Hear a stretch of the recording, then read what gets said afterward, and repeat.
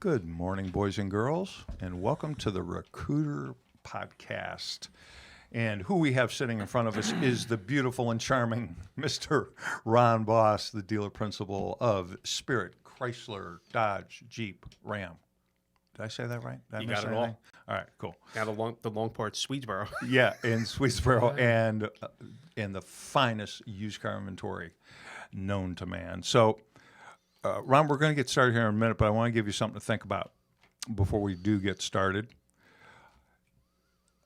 In your 28 years, right, at Spirit, in 28 years, so you must have started when you were 12, right, because you're so young. Well, that's just Spirit. Okay, Right. keep in mind, I grew up in the business. So Right. I was, but 28 years of Spirit. Right. That's In those 28 years, what would you say, if you could just one thing, and there's a zillion, but one thing that has really uniquely changed over the 28 years from your experience at your store and or the auto industry as a whole, other than technology? So think about that, and then this stuff ain't cheap, so let's hear from some of the friends of the program here. Isn't that so? Yes. All right, so let's see.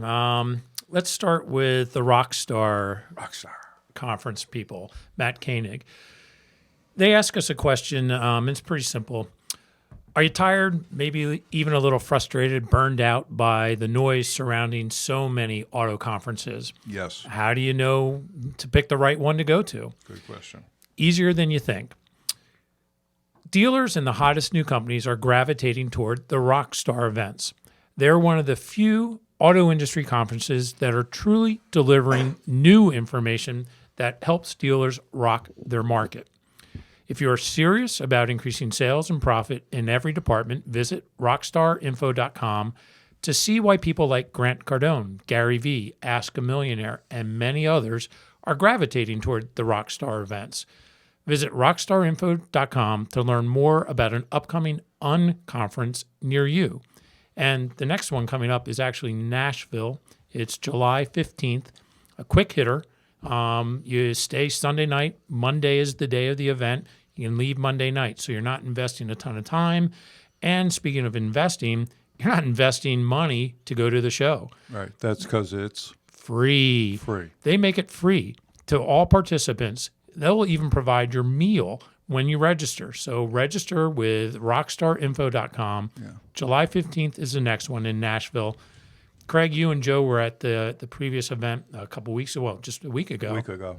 And Unbelievable. Yeah, so Unbelievable. The speakers were, if you had to go to a paid event, and those speakers that I saw, it would cost, that ticket price would be $1,000, $1,500 because each one of the speakers got to be, I don't know what they get paid, 10, 15, 20 grand to speak. And they're in this room, and it was like, oh, my God. It was ridiculous. Like, literally, one was better than the next. It was freakish. It really was. It was amazing. No baloney. And we happen to be a sponsor. AutoMax Recruiting happens to be a sponsor of that event, and it's the only conference we sponsor. right, by choice. Yes. So it's, you should go. rockstarinfo.com. Get connected, get yourself registered, free. Okay, then we have our good friends at Tacoby. They also ask a question, and it's kind of pretty cool. Wouldn't you love to capture interested buyers while they're looking at your ad and interact with them immediately? You can. By using Facebook lead generation ads plus Tacoby software, you are able to capture interested buyers and immediately interact with them via text message, engaging the customer throughout the car buying process. With Tacoby, you're able to follow up by text, import other lead sources, and text blast up to 500 customers at a time, all within minutes. Visit tacoby.com to see how you can instantly message with your new leads. Right. Dan Webb, their VP, was in here Monday doing our podcast, and that company, man, I tell you what, they put it out there. You know, Jason's pretty active on social media and pretty, not transparent. That's not even the right word. He is way open with everything, man. It's like I don't think we know the color of his boxers that he puts on in the morning, but anything other than that, we know from Jason.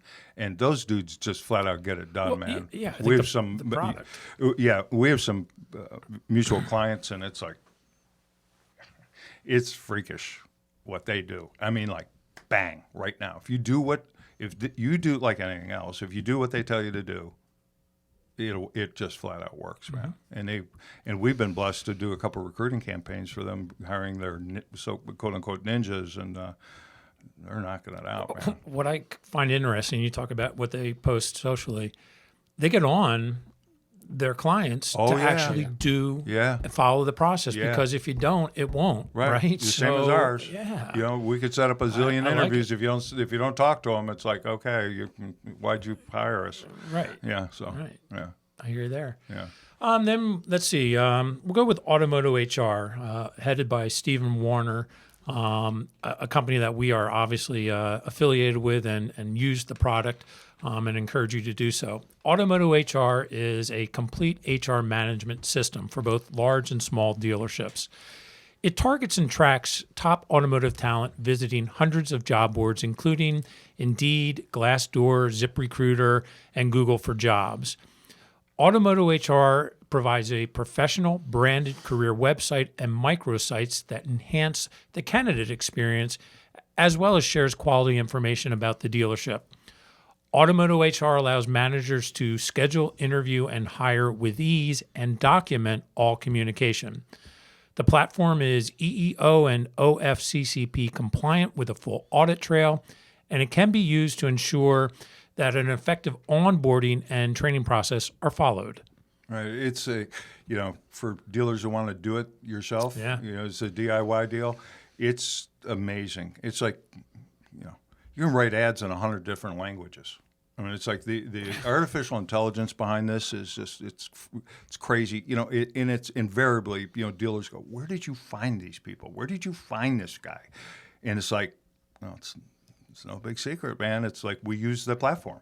It's the best there is. There's no other. Our business would be half as effective without Automotive HR. Half, like literally. It would be a real struggle. So we recommend them highly. And if you want more information, you can call AutoMax and ask for Joe Lockard and or me. I can help them either. Joe messes around, or Ernie.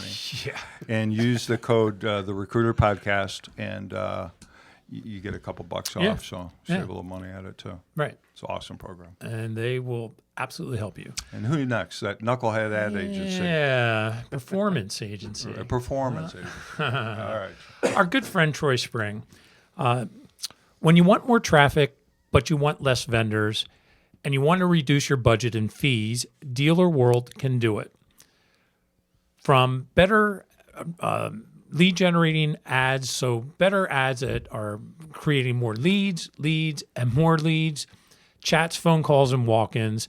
Everything Dealer World does is result-oriented. Better radio and TV, better digital and social lead generating. Dealer World can do it all, and sometimes for half the fees you're currently paying. Visit mydealerworld.com. They call themselves one of the nation's largest performance agencies. See, that's what I'm saying. Just call it an ad agency, I know, Troy. right? Trips me up, bud. In any event, ask for an advertising audit. They'll do an advertising audit of everything that you're doing and see if they can help you. I can bet they will. Right. Let's change that. Yeah. Screw Troy. Sorry, Troy. He didn't pay us enough money to Hey, and you said before we started that he may well have gotten a lead from our broadcast. Yeah. Well. Yeah. We're going to raise his rates. Maybe we'll give you back a bird dog. Yeah, I don't think so. Troy. Actually, we've known Troy for so long. We're such good friends. It's like we give each other leads, and it's like this. Yeah, actually, you introduced me to him. Oh, that's right. Yeah, that's we had a very good conversation. Really good guy. Oh, in fact, it's funny you talk about referrals.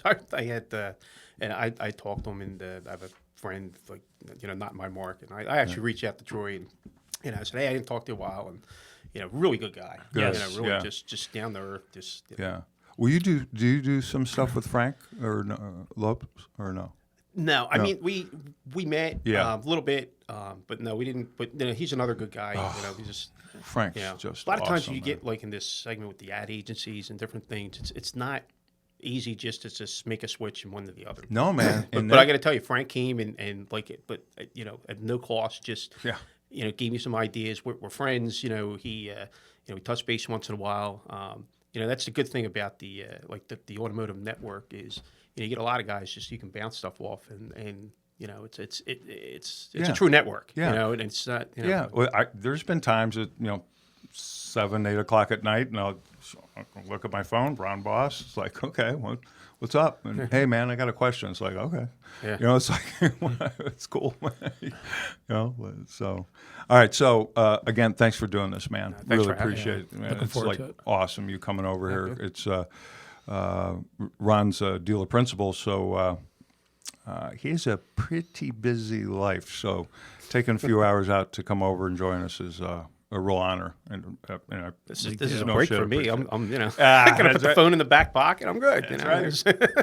All right, so to my question. So over the last 28 years, other than technology, what do you think the biggest change that you've seen or experienced? Such a multi-sided question, but I would say the thing that stands out the most to me is I think a combination of transparency and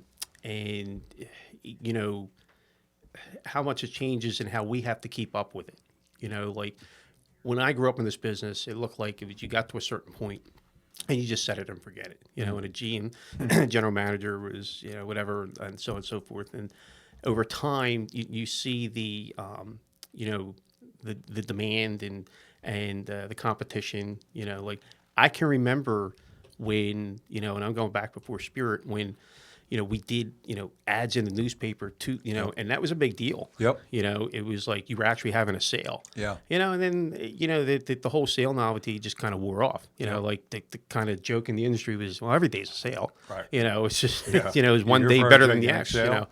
Would you not take the same deal or whatever? But Right. but I think that what's important, and I think kind of what stands out to me is, so we have a lot of repeat business. Yeah. And I have a lot of we have a good following between my family, my brother and I, and but just because we have that following, we still have to make sure that we're relevant to how we communicate with the customer.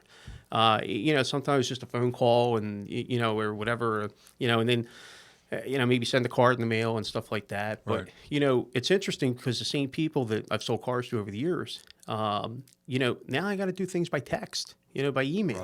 Right. I've taken videos of cars. Hey, can you show me this? Like, so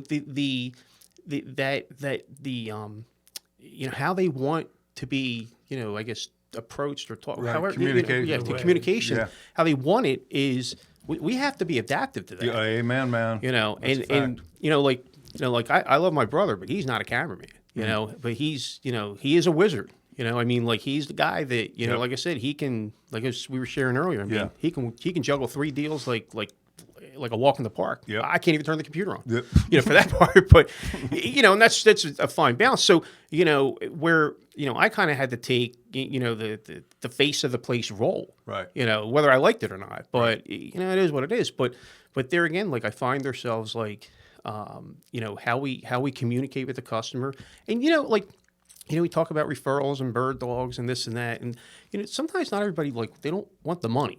They just like a thank you, and you can do it uniquely. Like for example, a little while back, I had a client that sent in a customer to buy a Jeep, and I sold him 2 Jeeps. Ironically, he was referred to me because the dealer he dealt with lost her franchise in 2009. So that dealer called me and said, "Hey, can you take care of clients?" And I had that happen a few times from dealers that around me, smaller dealers had reached out to me. So that was an honor. I mean, honestly, Sure. I mean, people called me, That's a big deal. and I was flattered by it. But anyway, we got the guy done and got him what he wanted, so on and so forth. And he sends in a client. And I know, I generally I'll bring them in, and my salespeople do a really good job. I mean, like, I can barely set up Uconnect in our cars, so my guys know all the technology, know how to do it, and I just really encourage them. Listen, just make sure you can give the best presentation. We'll handle the figures, we'll handle all that, but just make it so that it just makes my job easier, so they understand that, hey, this is a great. I like this feature or that feature, so on and so forth. So anyway.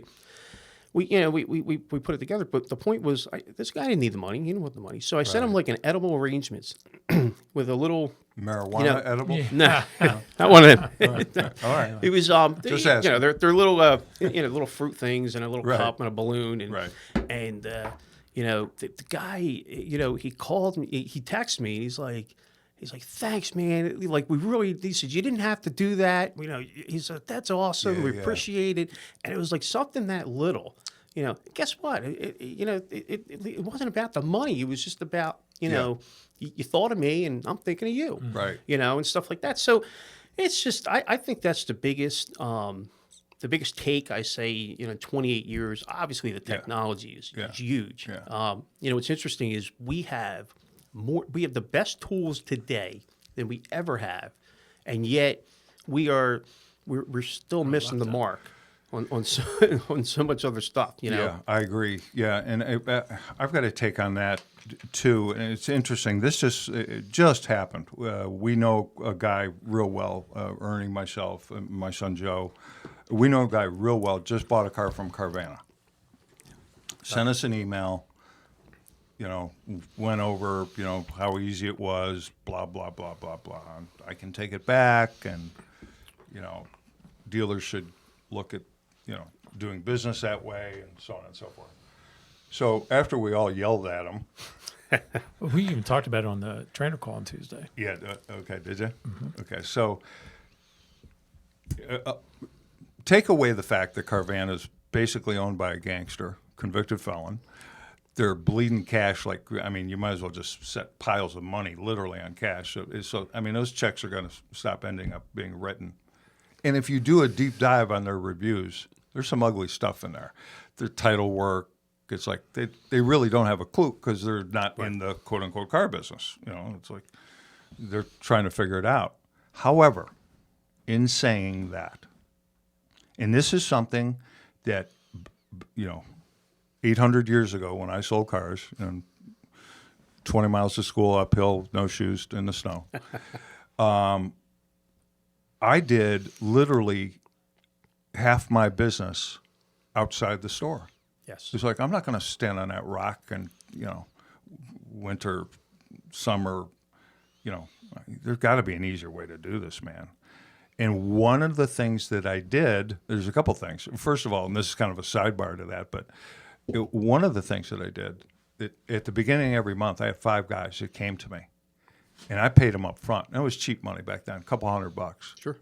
But I had a tow truck driver. I had a total gangster.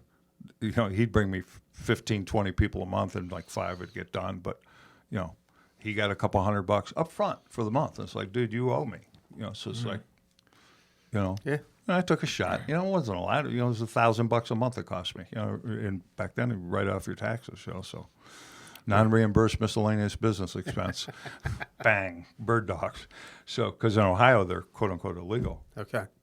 So, but that didn't stop me. But one of the things that just drives me out of my flipping mind, all over social media, it's constantly, if I hear the words "get them in" one more time, or hear show rate, or setting appointments and getting them in, getting them in, getting them in. Did that guy show for his appointment? Get him in, get him in, get him in, get him in. Why in the freaking world can't we go to them? Why? There is zero reason. I think, in my opinion, I'll use your store. You're a perfect example. You're, relatively speaking, in the middle of nowhere, in a beautiful community, with a great reputation. And I'm not blowing smoke up your skirt here. No, you can do the research. It's like, it's the store's well run. It's, and just a plug for Spirit. If you're looking for a new pre-owned car, go to Spirit. These guys legitimately are the real deal. That's just a fact. And you'll see me in the showroom. Yeah. I'm there. Yeah, right? So, That's important. work deals. But you take a store like yours, and it's like, and I know you got a BDC, know when you set it up, and oh my God, I'm drawing a blank. What was her name? That your brother's wife? Jen. Yeah, Jen. She's awesome, man. Oh, yeah. I got her another side by. I hired her and put her on the desk. It was her first desk job in a store we took over. Oh God, I don't know, it was 10, 12 years. I don't know. It was a long time ago, man. Yeah. But she was like up and coming, and she was. It's like I spent 10 minutes with her and go, Well, this woman flat out gets it, man. Yeah, she's gonna be a won her rock star. her father, was general manager for a lot of years, so she grew up, around the business as well. So She's sharp, yeah, man. she is, and she still is. She actually still, she's still with me. She's she's not big family they have now, but Yeah. but no, listen, when she's there, she's effective. We love her. I mean, she's So, I mean, why can't we, and I'll say you, why can't you, I mean, there's dollars involved, obviously, but if we want to bitch and complain about Carvana, and let's say they're not even around in 2 years, the wouldn't matter. vending machines go away. There's going to be, and there's they have other competitors, and there's going to be somebody. Why in the world can't we, at the very least, let's drop that stuff about getting them in. Let's go to them. Let's go to where they work. Here, perfect example. It happened to me, I don't know, like countless times. Literally countless times. So listen, Ernie, look, I know it's hard for you to, for you and your wife, for you, whoever I'm talking to find the time to drag yourself down here to the car dealership and go through all the hoops that, we make you jump through and this and that. So look, what would be easiest? For me to bring the vehicle to either your home or to your office? Well, what do you mean? Well, I'll bring the car to you. You will? Yeah, of course. You're busy. Like, this is how I work. This is the kind of service you deserve. Well, let me ask you this, Ernie. What do you get? An hour for lunch? Yeah. Can I swing by your office and, do you have a few minutes to come out and look at the car? Yeah. Well, I'm going to tell you what, 90% of the time when I did that, someone came out with them, okay, that they work with. So now I'm giving them a card, Absolutely. for sure. Yeah. And I've got them there. Now, here's what happens when I leave. And the psychology of this didn't hit me until probably 2-3 months when I started doing this. So I'm the person that went outside with Ernie. So Ernie, what are you going to do about that car that guy brought over? Right now is a freaking peer pressure starts, man.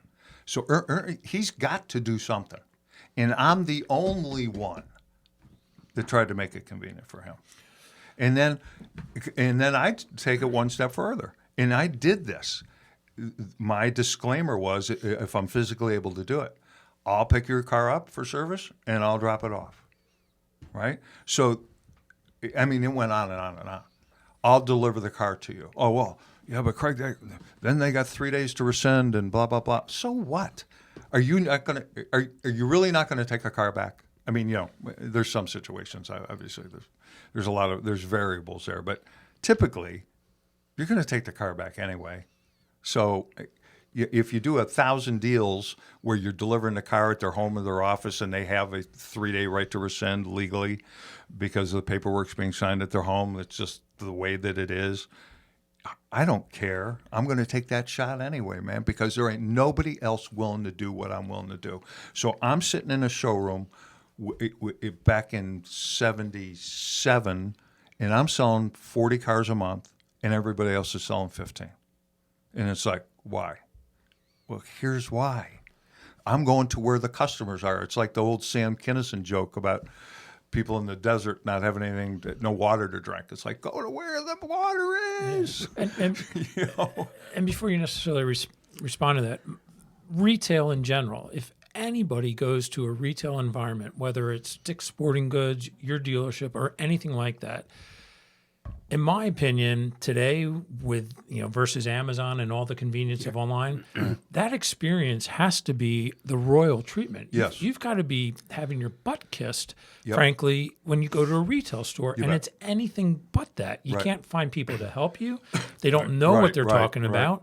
It's a frustrating experience, and you've taken your time to go. Right. There's concern with Amazon getting so big and whatever can take over.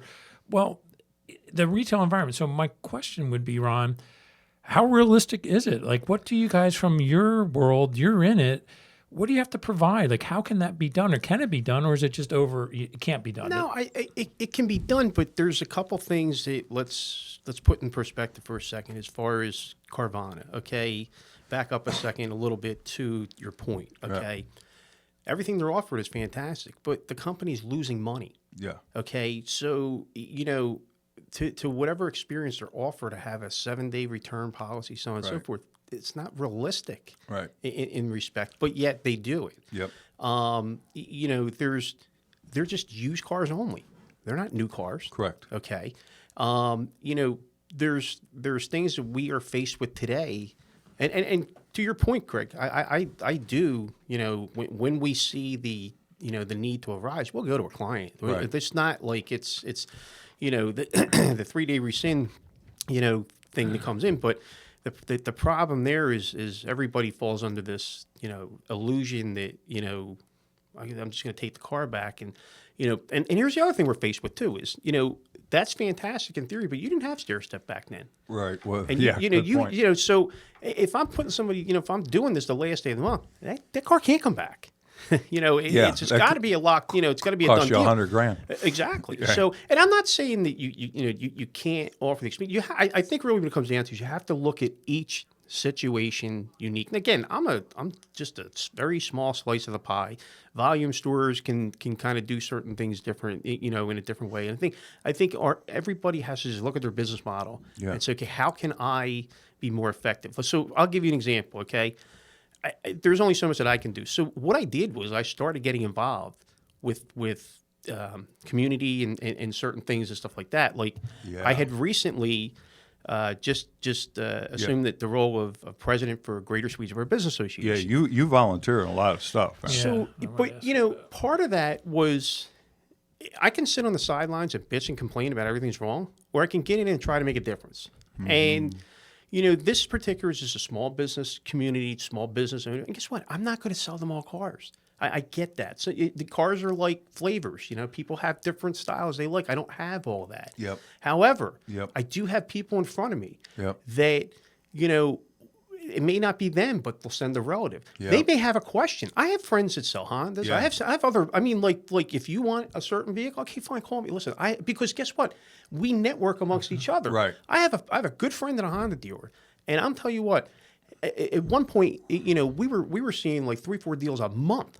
Coming from him. Yeah. And and honestly, I'd have to go down to his store because they were friends of his owner. Right. and it was crazy. Like That's awesome. It was amazing. So when you, I guess, cultivate those relationships, Right. it's similar to what you're talking about, but also trying to make sure you're legal, ethical, moral, and all that stuff. So I what I'm trying to do and continue to do is be involved as much as I can with the community.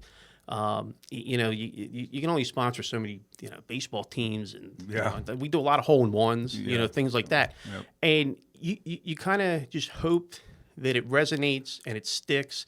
And there's people, like I said, you get the thank you cards. Hey, thanks for sponsoring. Fantastic. You know what? I'm just planting seeds. Yep. And seeds don't grow overnight. Yes. They take time. Right. And, and that's kind of, I guess, to your point, Right. in 2019, what we're trying to do. Right. Well, that's important. There's a local guy, and one not so local, but, the two rock stars in the business right now are Ali Reedy and Frank Credetti. I met Ali. I was out in Michigan. Yeah. Listen, Yeah. amazing guy. We actually, I was out there for training, and I'm going to cut you off, but No, I that's cool. got to tell you. Yeah, please. I had hit him up. We connected through Facebook, and I Yeah. said, and I was about a little over an hour away, And I said, hey, do you mind if I just come meet you? Because our classes were done at like 4, and it was whatever. So I go down and You were out in Detroit? I was out in Michigan. Yeah. Oh, okay. Yeah. Okay. So I was so I drove down, and it's funny because today's world, you have you have navigation. You Right. don't have the old maps, so Right. you just plug it in and go, and you're like, says I'm gonna be there in an hour, I'll be there in an hour. It's Right. like, I didn't have to, whatever. So it was really, whatever. So anyway, I meet Ollie, and I walk into the showroom, and it's not a huge showroom. Right. You would think when you meet a guy like that, you think you're gonna meet a king and a castle. Like his personality is so much bigger than when you shake his hand. He's just a real guy like everybody else. Yeah, man. So he say, hey, come on in, and he takes me to his desk, and he's basically got like quarter of the showroom. So he's got a desk and somebody behind him and somebody behind him, and Gotcha. he says, do you want to grab a drink or something? I said, I'm on your time, man. Whatever you want to do.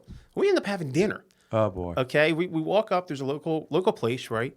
And I'm telling you, when I'm sitting there having dinner, 4 people walked up. They're like, hey, man, how you doing? The No owner of way. the restaurant was like, oh, yeah, I got somebody Yeah. coming to see you. I mean, it was like he'd no sooner go to put steak in his mouth. He's like, hey, how are you? And I was like, I'm the dealer. And I'm looking at this guy. I'm like, oh, my gosh. Like, Right. to me, I was just amazed, right? We finished. So 2.5 hours later, I mean, I was just figuring out if I got 5 minutes with the guy. Right. And he just took the time to just, we talked. We had a great Unreal. conversation. Unreal. Comes back. He gives me his book and Damien's book. Right. Gives it to me. Here you go. Thanks. Good luck. And he says, you want me to call in for a Saturday sales meeting? I will. Wow. And I'm like, wow. And just like, and I got to tell you, for that hour ride back to the hotel, I was like, just like dumbfounded. Like I felt like, in our industry, like you meet certain people, they're like, it's like meeting a movie star. Yep. And it just is. I Right. mean, it's like meeting your most popular person. So meeting him for me was like, I was like blown away. Yep. And he here's the best part of it is like, he's not a guy that's been doing this for 30 years. Right. He's Right. not a guy that's been like, I feel like he said it was like 2009. I think you're right. Somewhere around there. Yeah. Yeah, I forget was he in construction or something? I forget. Yeah, but something like that. I think so. And the first Chevrolet store that he worked at, I think, I don't know if they closed or some under that bank with some restructuring. I'm not sure what it was, Yeah. but the store that he's at now, I don't think was the original Yeah, store you're that right. he started to develop. Right. And so what was interesting was, and then I met, then Damien had, come into town a month or 2 later. I took the whole dealership, everybody in the front. I said, you're all going, go meet this guy. I just Wow. broke up in 2 sections. I said, just because I was hoping, and I still hope that somebody catches that contagiousness. That's something that, Ollie, something went up. A light bulb went off in him. And something happened, and then and he was stuck at a certain point, and Damien came along and took him to the next level, and then they just Yes. stuff like that. So, Right. when you meet, and there's so many people out there like that. Yes. And they're Yep. they're hidden gems. They're Yeah. all over. Well, he's agreed to, and it was amazing. But it's not amazing because you met him. So I mean, this would just make sense. But I reached out to him, said, I'd be honored if you'd be on the show, and he said, well, I'm honored that you'd ask me, and it's like, there's nothing in it for him. And he means it. I Right. mean, he means it. He's sincere. No, dude, he's like the real deal. He is. And he gets involved, like you said, at the restaurant, 3 or 4 people come up and say hello, or I got a deal for you, this and that. Yeah. He's involved, like you are with the volunteer stuff that you do. I mean, what are some of the? Oh, I can tell you that. And when I Yeah, went we in- stalk What our about guests, LinkedIn, man. right? Yeah, well, LinkedIn and every other avenue I could find. But I actually did the Devereaux. I was curious about that. You've been on the board of directors for that, and that's a mental and behavioral health. Yes, it is. I'm curious, why you selected that. Is there some connection to that? So it's what- an automotive connection. Okay, and Okay. I'll tell you what happened. Another dealer that lost her franchise under bankruptcy, she called me and she said, "Look, I sell and service these people vehicles, and I want to turn them over to somebody, and I'm going to introduce you to, would you mind, helping them?" I said, "Okay." And so I had gone up, and I was introduced to their purchasing agent, and everybody, with excuse me. Within, like a couple months, it was like, look, I'm just here to help whatever we can. And within a couple months, they got me involved with the board. Yeah. And it took me a little while to figure out, like, this was all kind of new to me. I didn't really, like serve on boards and stuff like that. And so, I'd served on their board as just a board member, and we developed a business relationship, and servicing vehicles and selling a few vehicles here and there.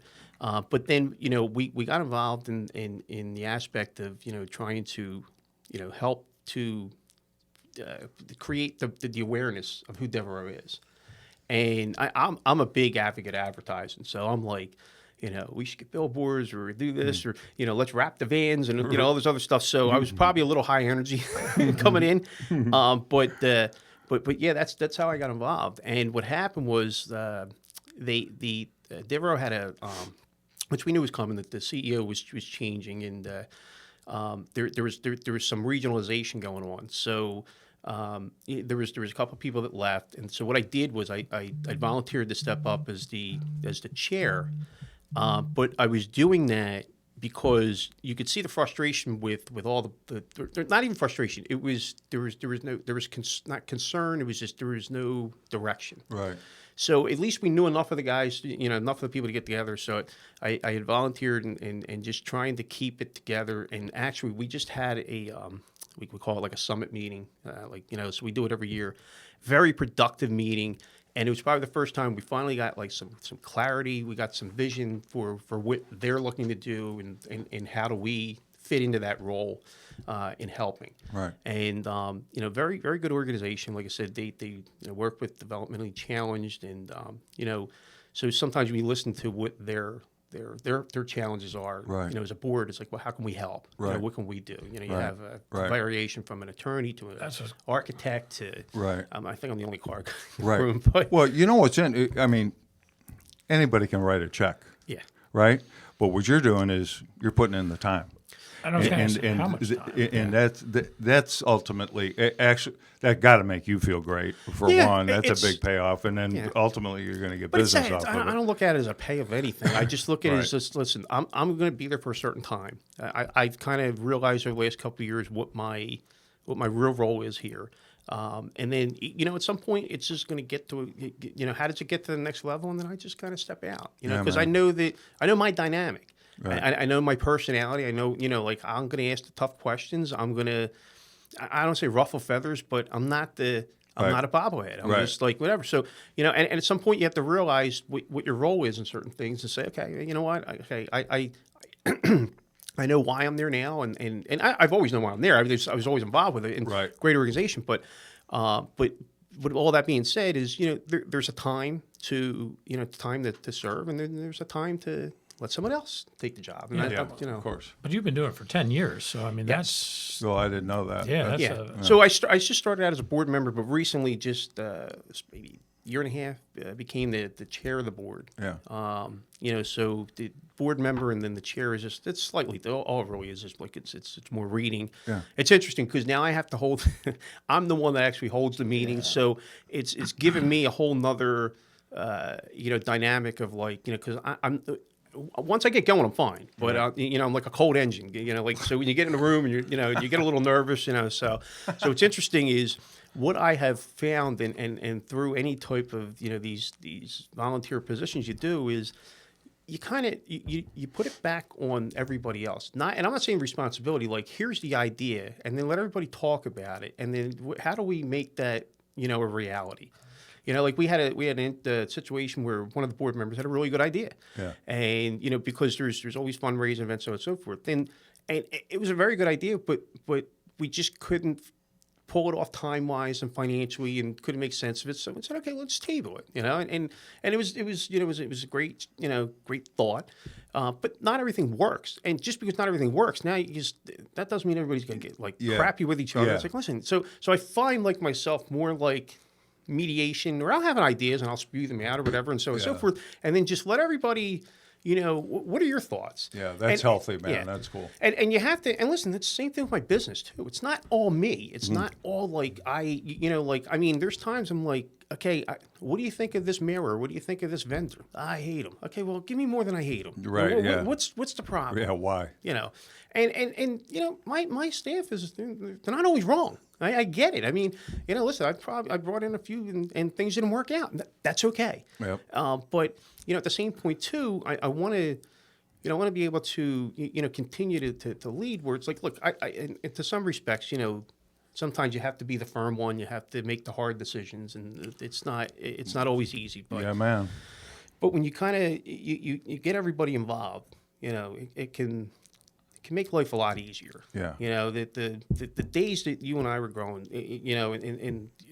like general managers and the screen fests and all the others, they're done, man. They're Yeah. like, you can't. I don't want to say rule with an iron fist. There's a time you have to be firm, but Right. God, I mean, there's a lot of sensitivity out there too. So that's Right. the other side of it. Yeah, So yeah. it's There's a like, big difference in intimidating somebody and bullying them in a car store anymore. Yeah. The weird thing is, for a period of time, it's effective.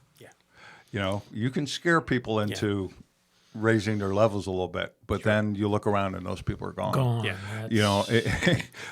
I mean, that's the way I was raised in the car business. The guy was my original mentor. Was just a maniac. He was mentally, he was crazy. So that's who trained me. So when I took his job, it was like, guess how I, same way, and it worked for a while. And then I figured out, oh man, I can't treat people like this for a lot of reasons, but I can't. From a business standpoint, this isn't scalable. Yeah. This is going to fall apart. You got to treat people like people. We went from the tough period of time where they need us. Yeah, and, right. whatever. Right. The reason the Jiffy Lubes and Firestones and all the other quick oil changes exist is because we screwed it up. Yeah, man. We told them, whatever, you can wait and this and that, and we'll get to you when we get to you. Drop it off in the And morning. We'll see you at 5. Flat out drop the ball. Yeah, And man. Guess what? You know what? You can look at the corners, the shortcuts that those organizations may take with their product or this or that, but they still, they still have an impact, on that service business. I mean, we have people that, and I say this, that there's two things I say, in our meetings, and I feel like I almost have to say it every week. I said, look, they're not happy coming in to get your car fixed. Yep. And I actually got a quote from a guy who was in school, and I took it. It was great. He said, we're not just here to fix the customer's car. We're here to fix the customer's problem. Right. And when you let that sink in, it's somebody's coming in, they're throwing their keys. I got a problem. And so now I have to, work with my staff, and my staff are really good, but listen, they have bad days too. Yeah. Somebody's going to throw something in, and Yeah, so we're not robots. The employees aren't robots so yet. hard to leave it at the door some days. It is. And then even in my sales meetings, I said, guys, and I go in for most of the sales meetings. I try to say a little, but I just went, whatever. But one of the things I say to these guys every week is, I'm like, listen to me. I want you to think about this. You guys do this for a living. We do this every day. We deliver cars on Christmas Eve and put the bows on them, and these people are grinning from ear to ear, and we just want to get home. Okay, that excitement doesn't resonate with us like it does with them, but we still have to put the happy face on. We still have to, we have to make sure that moment is memorable. Because guess what? A customer is not going to remember how much they paid for the vehicle as much as they're going to remember how you made them feel. Absolute fact. And man. you have to always consider that. You can ask somebody what they paid for that car 4 years ago. I don't know. My payment's $250. Yep. They don't remember if they bought a warranty. They don't remember this. But I guarantee you, they'll remember if you sent their son a birthday card or you didn't do squat. Okay, so and that's the thing. Was it just an average experience or was it a highlighted experience? Right. How complicated is that? Right. It's so absolutely simple that we could do. If that's our focus every day, we can do that. And and to your point about service and about Jiffy Lube and all those places, just think if we just really focused on really taking care of that customer when they come in. Lube, oil, and filter, great, no problem. We'll take care of it. X amount of time, whatever you're advertising or marketing, and this is what we're going to do, and here's the price point, bang. Cars on the lift, sir, ma'am, come on out. See this wear. I suggest you rotate the tires. And I don't know, what's that going to be, 4/10 or whatever. Right. At the end of the year, that 4/10 is going to wind up being another 150 G's in net. I will tell you one of the things, and one of the questions you'd asked about what had changed. I will tell you this. The one thing that I'm really looking hard at and looking close at because at some point my vision and goal is to build a new showroom. Yeah. Okay. Yeah. Is to focus on that service department. Yeah, man. I'm in an 80-year-old building, okay, and I got guys back there. God bless them. They sweat. They you know, it's cold. But they push through it. And I look at these guys, and I'm like, I can envision the day when I can create a showroom. I don't even care how big. I want the the showroom. I could care less. Just give me the minimum. It's going to be 6 cars, whatever. I just want to shop for 2 reasons. Okay, one, because if I can get them the air conditioned heat, good equipment, so on and so forth, that's where your money's going to be. Yep. Okay. And on top of who I have now that's good, I'm going to attract good guys. It's going to be like you can almost pick and choose. Like, no doubt, dude. But I'm dealing with it now. And I got to tell you, when in the class, one of the things that was funny was one of the traders, and he was spot on with this. He says, "How many of you guys?" And we were with some general managers and some other people. He says, "You walk through the service department," and he says, "I'll bet your conversation is everything good? Good. Everything's good. Yeah, okay, good. All right, see you later. Keep walking. Parts, everything good? Good. Yeah. Give them thumbs up. Keep walking. Yeah. That's it." Right. I talked to service today. Right. So your general manager really, today, like you got to be in tune with what's going on, because that's that's where the bread and butter is going to be, man. It's just There's no question about it.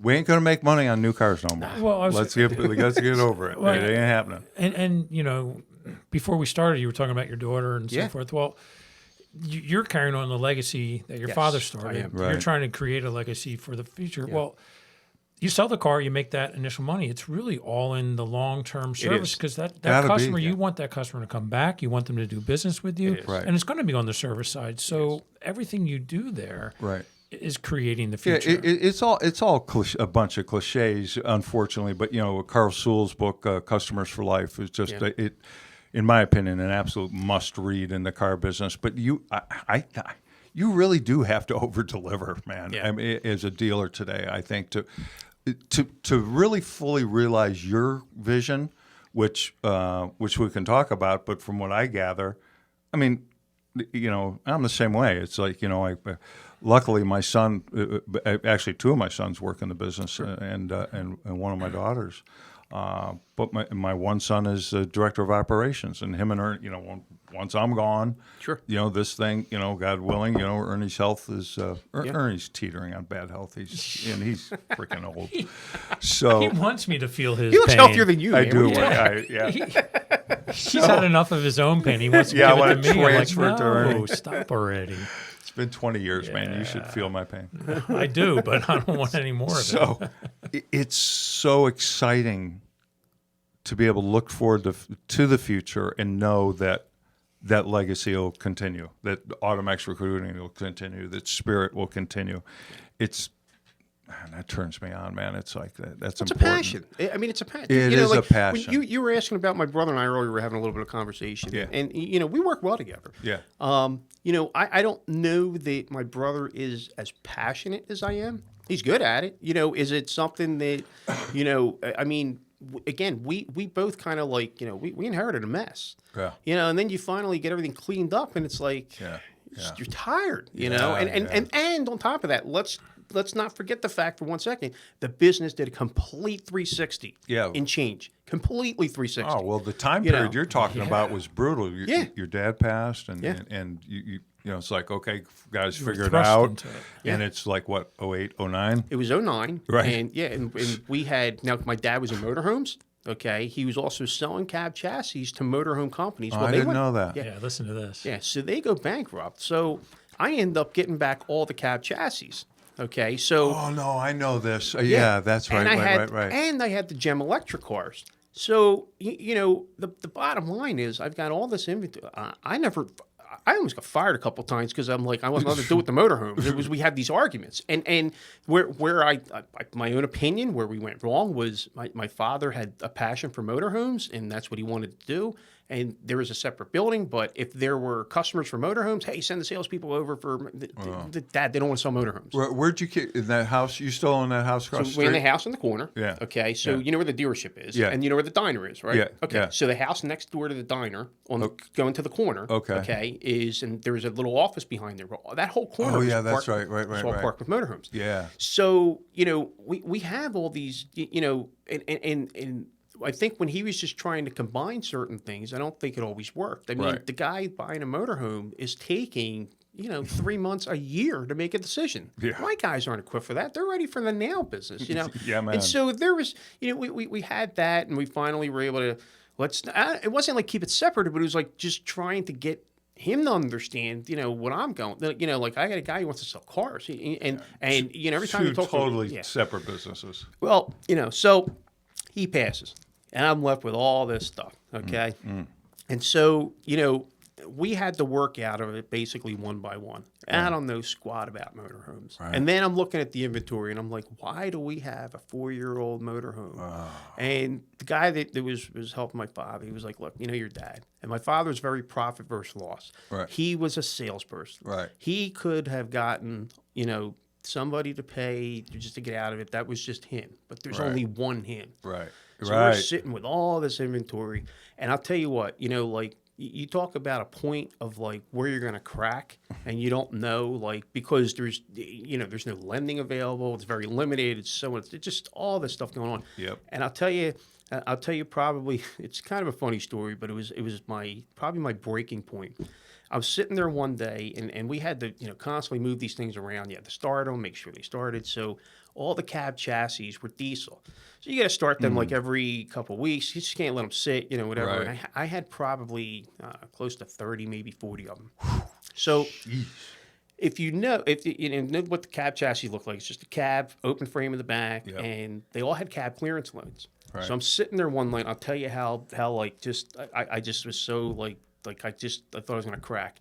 I take them and I line them up, and I got them facing one way, facing another, all neat, whatever. We Gotcha. have the cross street. We have this little road, access road. Right. And I take them, and I said to everybody's driving, I said, just leave them run, make sure the cab clearance lamps are on.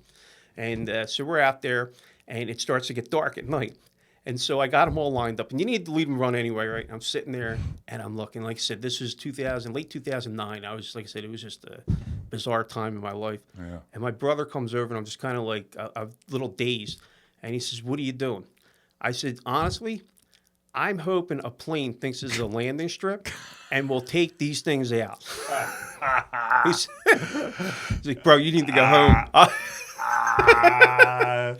I mean, it's funny, but dude, it was that's like, funny. it's funny, but it was just like, man, like, just what do you do? Let's bomb them, son. And it was like, I was kind of half joking about it, but I'm like, looking, I see a man. plane, I'm like, Come on, man. like whatever, it's just, it's a funny story, but I mean, like, but it just goes to show you, like, man, like, how do you work through this stuff? When it's all said and done. By the time I liquidated the motorhomes, it took us about 4 years. Oh, We really? lost probably over $1 million. Oh, I'm sure, yeah. And how do you like we're still fighting through Yeah. everything else, and I'm selling these things, and Yeah. then I Loss gotta- is a loss. That money is lost. There It ain't no is. getting it back. It is, and That's it was gone. a huge undertaking, and listen, by the grace of God, we got through it. We Yeah. got we really pushed through. But here's the other challenge. Now you get through it all. Business isn't done the same like it was, No. like you knew, Yep. and like you used to. Yep. Now you've got this whole digital platform. You've got people now it's worse. It's more popular than ever. It's like everybody's on their phone right in your showroom, Yes. and so you have to adapt to that. I mean, you look at my showroom. I think I have like 3 original outlets. Like what I mean, you didn't have computers. Like in fact, if I break open a wall, I'll find an ashtray stand or something like that. But I mean, like you got to change all this. You got to make sure that you're relevant. I'm going through something right now where we I changed the web provider and very good company and Right. but I recognize that I gotta do something. Like I'm on Google Analytics, and I gotta tell you the truth, I don't even know half of what I'm looking at. Yeah. But I know how to log in. I Yeah. know how to, I'm getting a little bit of what bounce rate means, this means that, and you talk about like I want to stay relevant, but never in my life that I would think at this age and in this position would I have to continue to work and study as much as I have. Yes. So it's a constant, Yeah. it's not what it was 30 years ago, where you just, like you got promoted because, you sold more cars. Yes. And that's great. But just because you sold more cars did not make you a good manager. Correct. And so, now what's interesting is like you may bring somebody in who managed something or has good skills and make them a manager, but yet he never sold a car. Right. And that's kind of odd. Like, and that's a very rare situation, but but you have people that are good at selling cars. They don't want to take the managers. And That's how right. can you blame them? That's right. I mean, they're the guy, Ollie and Frank, the guys you meet, they do fantastic. And, Right, yeah. and they love it. Right. And their schedules are, out in Michigan, they're not even open on Saturday. I think they're just starting now. They're That's not right. even It's open on union Saturdays. out there, I think, isn't it? Yeah, it's something, I don't know what it is, but like their store hours, I think, are like those 6 Monday, Tuesday, Thursday, and then Friday and Wednesday they're open till 8 or something. Yeah, Like yeah. it's not like here where it's Yeah. like 9 to 9. Yeah. Yeah, Whatever.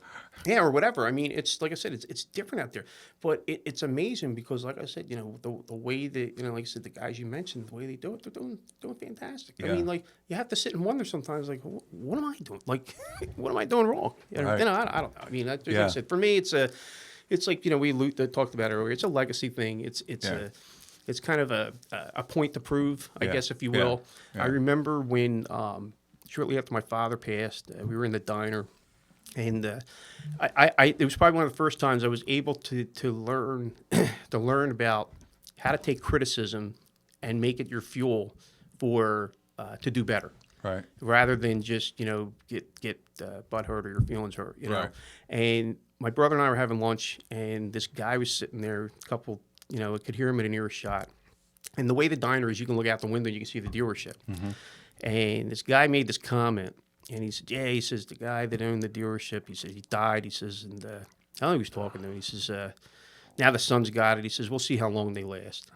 Oh, no And shit. You overheard this I conversation. overheard it. And, and I'm like, I can't even, I didn't even know what to think, but it stuck with me. And I thought to sure. myself, you know what? I don't even know what the guy looks like who said it, but I never forgot it. And I thought to myself, you know what? A lot of people don't know, what I went through, what anybody goes through for that matter. That's Sometimes people just see something and they think, it's so great, but you have no idea, what the challenges they face, what they went through. So all that being said was, I took that comment and it hurt. I'm not going to tell you that it hurt. sure. I mean, it was really like, and Right. then hurt went to anger. Yeah. And then anger went to, what are you going to do about it? Yeah. And then it became, so every little thing, it was like, if I didn't feel like doing something, I was reminding myself of that comment. If I wanted to do something, it was like, I was just reminded that was a push, and it was like, and, not everything I did worked out. I can't Right. tell you, every thing that I did worked. Right. But, we did make sure that, listen, if it didn't work, then we you regrouped and Yep. you went a different direction. Yep. So, that's kind of, Yeah. Man, it's the exciting part about it is you haven't achieved half of your potential in that store, in my opinion. Right. That place can. We're just getting You started. do well, but that place can kick serious ass. It tweak here, tweak there, the right Yeah. person here, right person there. Man, everything changes and quickly. Yeah. Things can change so fast now. Well, listen, we go through it every day, every quarter. Something happens, something Yeah. unique, and like I said, even changing. Like I said, nothing in this industry anymore is like set it, forget it. No. It's just not. No, it's not. And you really have to, you have to really have a grasp and understanding of your vendors, who they are, what they do, the accountability. And I have a great ad agency. They're great people, but we have some very candid conversations. Yeah. And another guy kind of he gets me. Like sometimes, because a lot of times, like, this is what I find out about what today's world is like. You have all this stuff up here, you just don't know how to translate it or communicate it, Yeah. or how do you get, like, okay, I'm trying to do this and complete that. Right. But it's like, you got to do this maze of all this stuff, and you need this one to do that and that one to do that. It's like, Yeah. like, really all I wanted to do was, Right, this. something, Right. And so, everything's a challenge. Do you mean that by marketing, just in the marketing approach, or I mean, marketing, it's like, with digital advertising and strategies and things like that, like, like trying to even understand half of what they, what people are telling you, vendors and stuff like that. Like, Yeah, that's a problem. Keywords and what's this mean and what's that mean, and then you get your analytics, and then honestly, you start talking to different vendors, and everybody has a valid point. And I will say this, and I've said this to vendors: do me a favor, talk to me like I'm a 10-year-old, okay? And they look at you. I'm like, no, seriously, you can do this in crayon for all I care. Yeah. But I've needed so dummied down and simplify what you're talking about, because this bounce rate and this and that and all this technology don't mean nothing to me, because I don't even know what it is. Right. You do. That's great. But I need to I'm the type that I got to process it and then say, okay, how do we get better at it? Yeah, that's what jams a lot of dealers and GMs up, is because they won't accept the fact that they don't know what they don't know. Right. And, our egos won't allow us to say exactly what you just said. Because I've said, Ron, no baloney, I've said the same thing. Whoa, dude, you gotta dumb it down a little bit for me. Yeah. And I don't care how dumbed down you get, because I don't understand what you're saying. Right. And I think a lot of dealers get themselves in trouble with that. It's like, well, oh, yeah, I know yeah, sure, I know what you're talking about. Yeah, sure, of course. And they don't have a clue. Right. And they end up, committing to something that's going to crush You can only bluff your way so long. Yeah. And at some point, the cards are exposed. Yeah. There's only so much you can do. Right. And it's just, like I said, at this point, it's just better to, recognize your strengths and weaknesses, learn, continue to learn. I mean, like I said, I had just... I had actually went back to it was called Future Dealer Academy, sponsored by NADA, and honestly, I was hesitant to go because why? I did this 20-some years ago when my father was alive. It was called Sons and Daughters School back in 96 or 97, and I learned a lot. Don't get me wrong; it was a great experience then. Right. But my thought process was, okay, I couldn't remember probably a tenth of what happened, back then. Right. And I thought to myself, okay, well, I want to get better at this. I want to stay relevant in my industry. I need to learn and understand. And so what this course did was it went over all your core principles of the store. You have your sales department, parts department, service department. You have fixed ops. You have all these different things. And I got to tell you the truth. I mean, if you look at a dealer statement, it's a lot of numbers and a lot of different things. And then you look at absorption and what's this mean and what's that mean. And I had an idea, but I didn't have a clue. Right. It was like so going to this and was great in the respect that now I knew if there's any department that needed the most help. Right. Or it was most challenging, I should say, was my parts department. Right. Okay. Found we had a lot of obsolescence. Found we had a lot of things that were just buried. We didn't know why. We didn't, I had the same manager 30 years, and we had, went our separate ways, and then it's just on and on and on. So anyway, we it just so we have this. So I start to really uncover and learn. Like, well, first you uncover. Now you're in shock. Yeah. I mean, you're like, it's like, finding out you got, and you're like, oh my gosh, how am I going to do this? I got an 8-year-old Fender in there. Yeah. Right. And it's non-existent. So, but anyway, so we had, so I had a big challenge ahead of me, so, but anyway, all that being said, it was roughly, I think, 18 months. It's probably the best thing I ever did. Yeah. And what it did was it opened doors for other things. Okay. We never did a 20 group before. I don't know why. We just never did. Right. I'm getting ready to get started with that. Right. With NAD or with NAD. Yeah.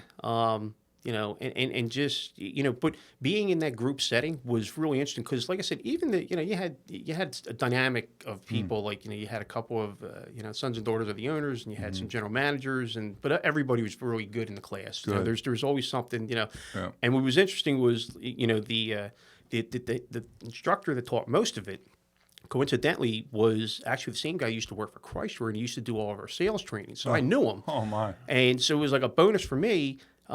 In terms of just communication, like because he was a very, very great, really good guy, and he lives in Pennsylvania, so it was like, hey, if I'm close, I can, I can help, whatever, so on and so forth.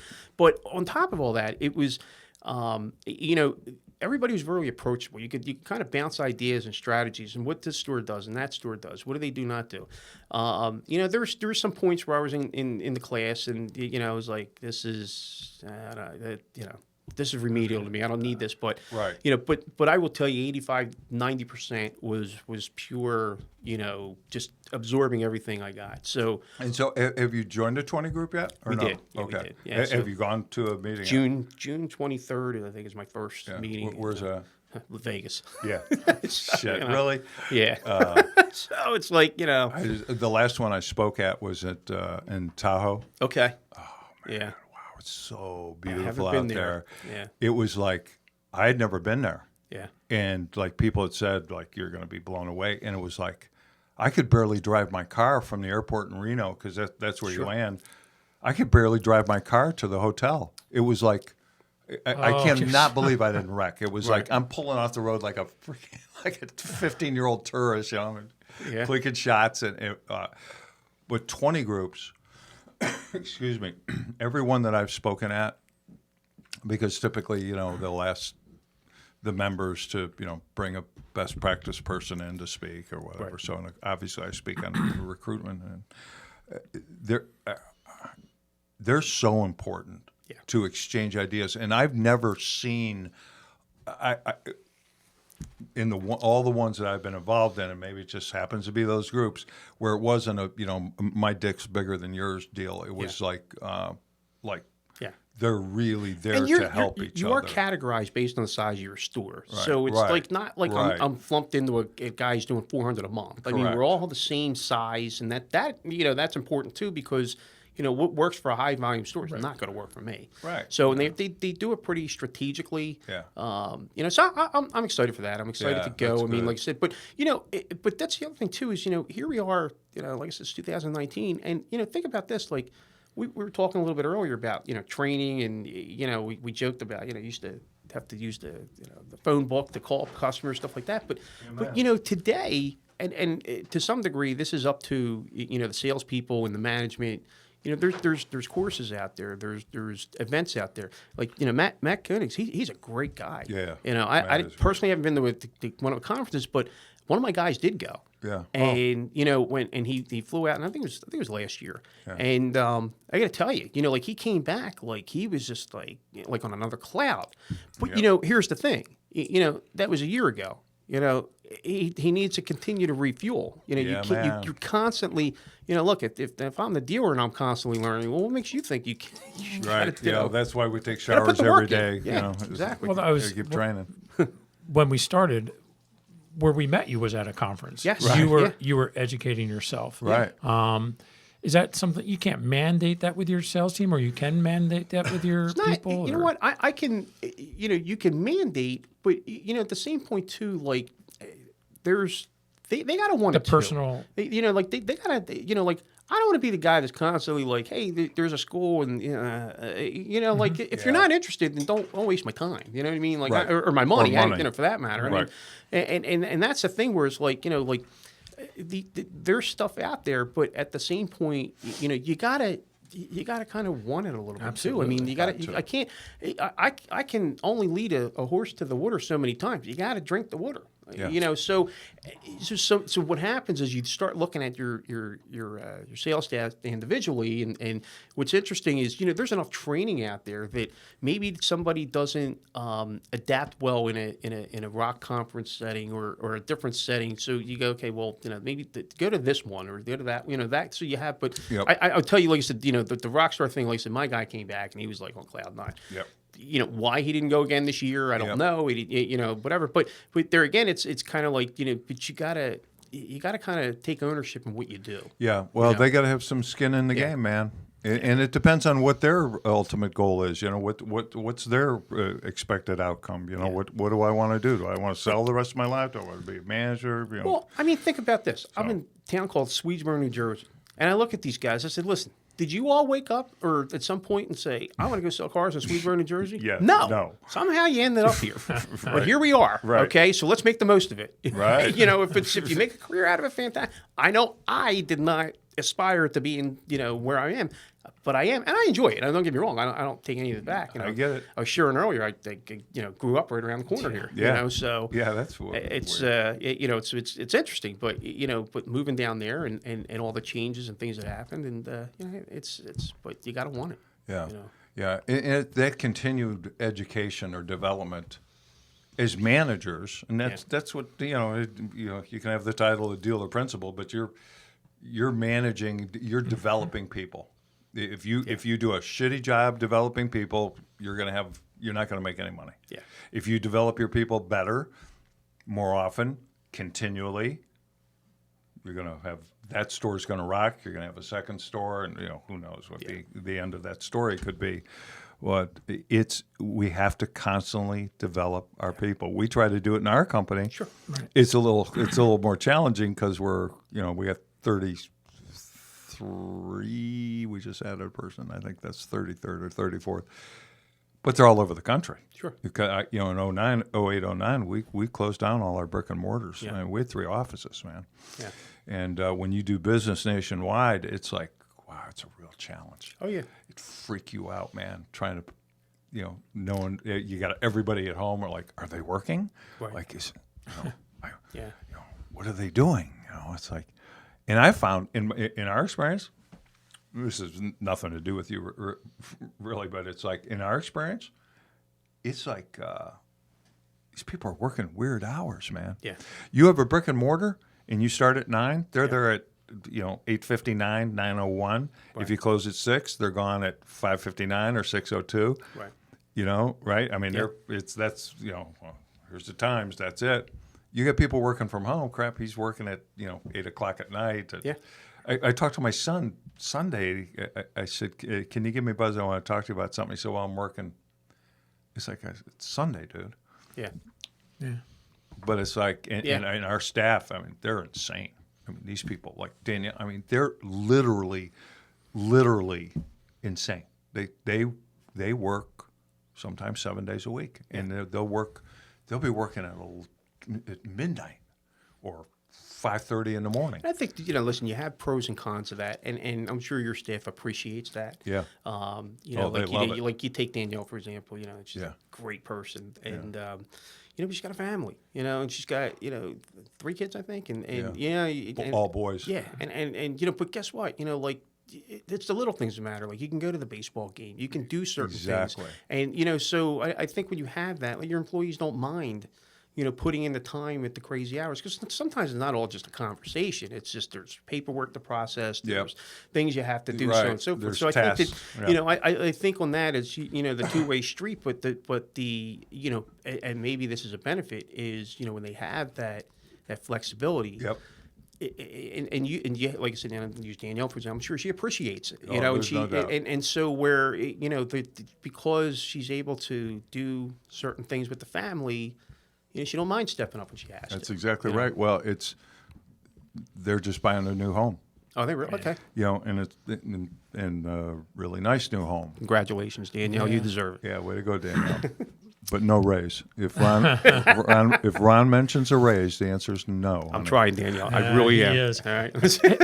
Hey, Ron, you really seem to have your feet on the ground as just an individual. I'm curious, back in the experience when you were a loader for UPS. Yeah, that's right. UPS, Yeah, man. it was, yeah. That does. I cannot get my head around that. Did that Like, I bet you're cute in any the shorts, relevance? though, right? I'll tell you what. How you see yourself or your business and how the people in it? What UPS did give me was an appreciation for for hard work. Okay, I was a loader. I wasn't a driver. I was we loaded boxes, and let me tell you, they were very hot trailers in the summer, very cold in the winter. But I was surrounded by there was good management, good people. But when I went to that job, for me, and I was just kind of joking with you earlier, I said, I really was kind of leaning in the direction to be a driver. At that point, my father purchased the dealership in '91. So at that point, I'd been with UPS for about almost 2 years. So I was almost to the point of eligibility. I think you had to be like 21, and then you could be a driver. And my father and I were just, listen, a father-son relationship at 20 years old is, I don't have to tell you, you just, It's weird. He's, my father knows nothing, I know everything, and so on and so forth, and whatever. And I remember one of the arguments was like, come to work for me and this and that, and it'll make it worth your while, and you have a cool car to drive. And I was just so against it. I'm like, well, listen, I'm going to get a demo from UPS. It's going to be a brown truck. What do I care? And he had it with me, whatever. But honestly, it was, I shared this with Ernie earlier. I said, it was my mother. And we had the conversation, and she said, your father's dream and vision is to pass this on to you guys. Right. At some point, this is his goal. And I'm Right. like, whatever.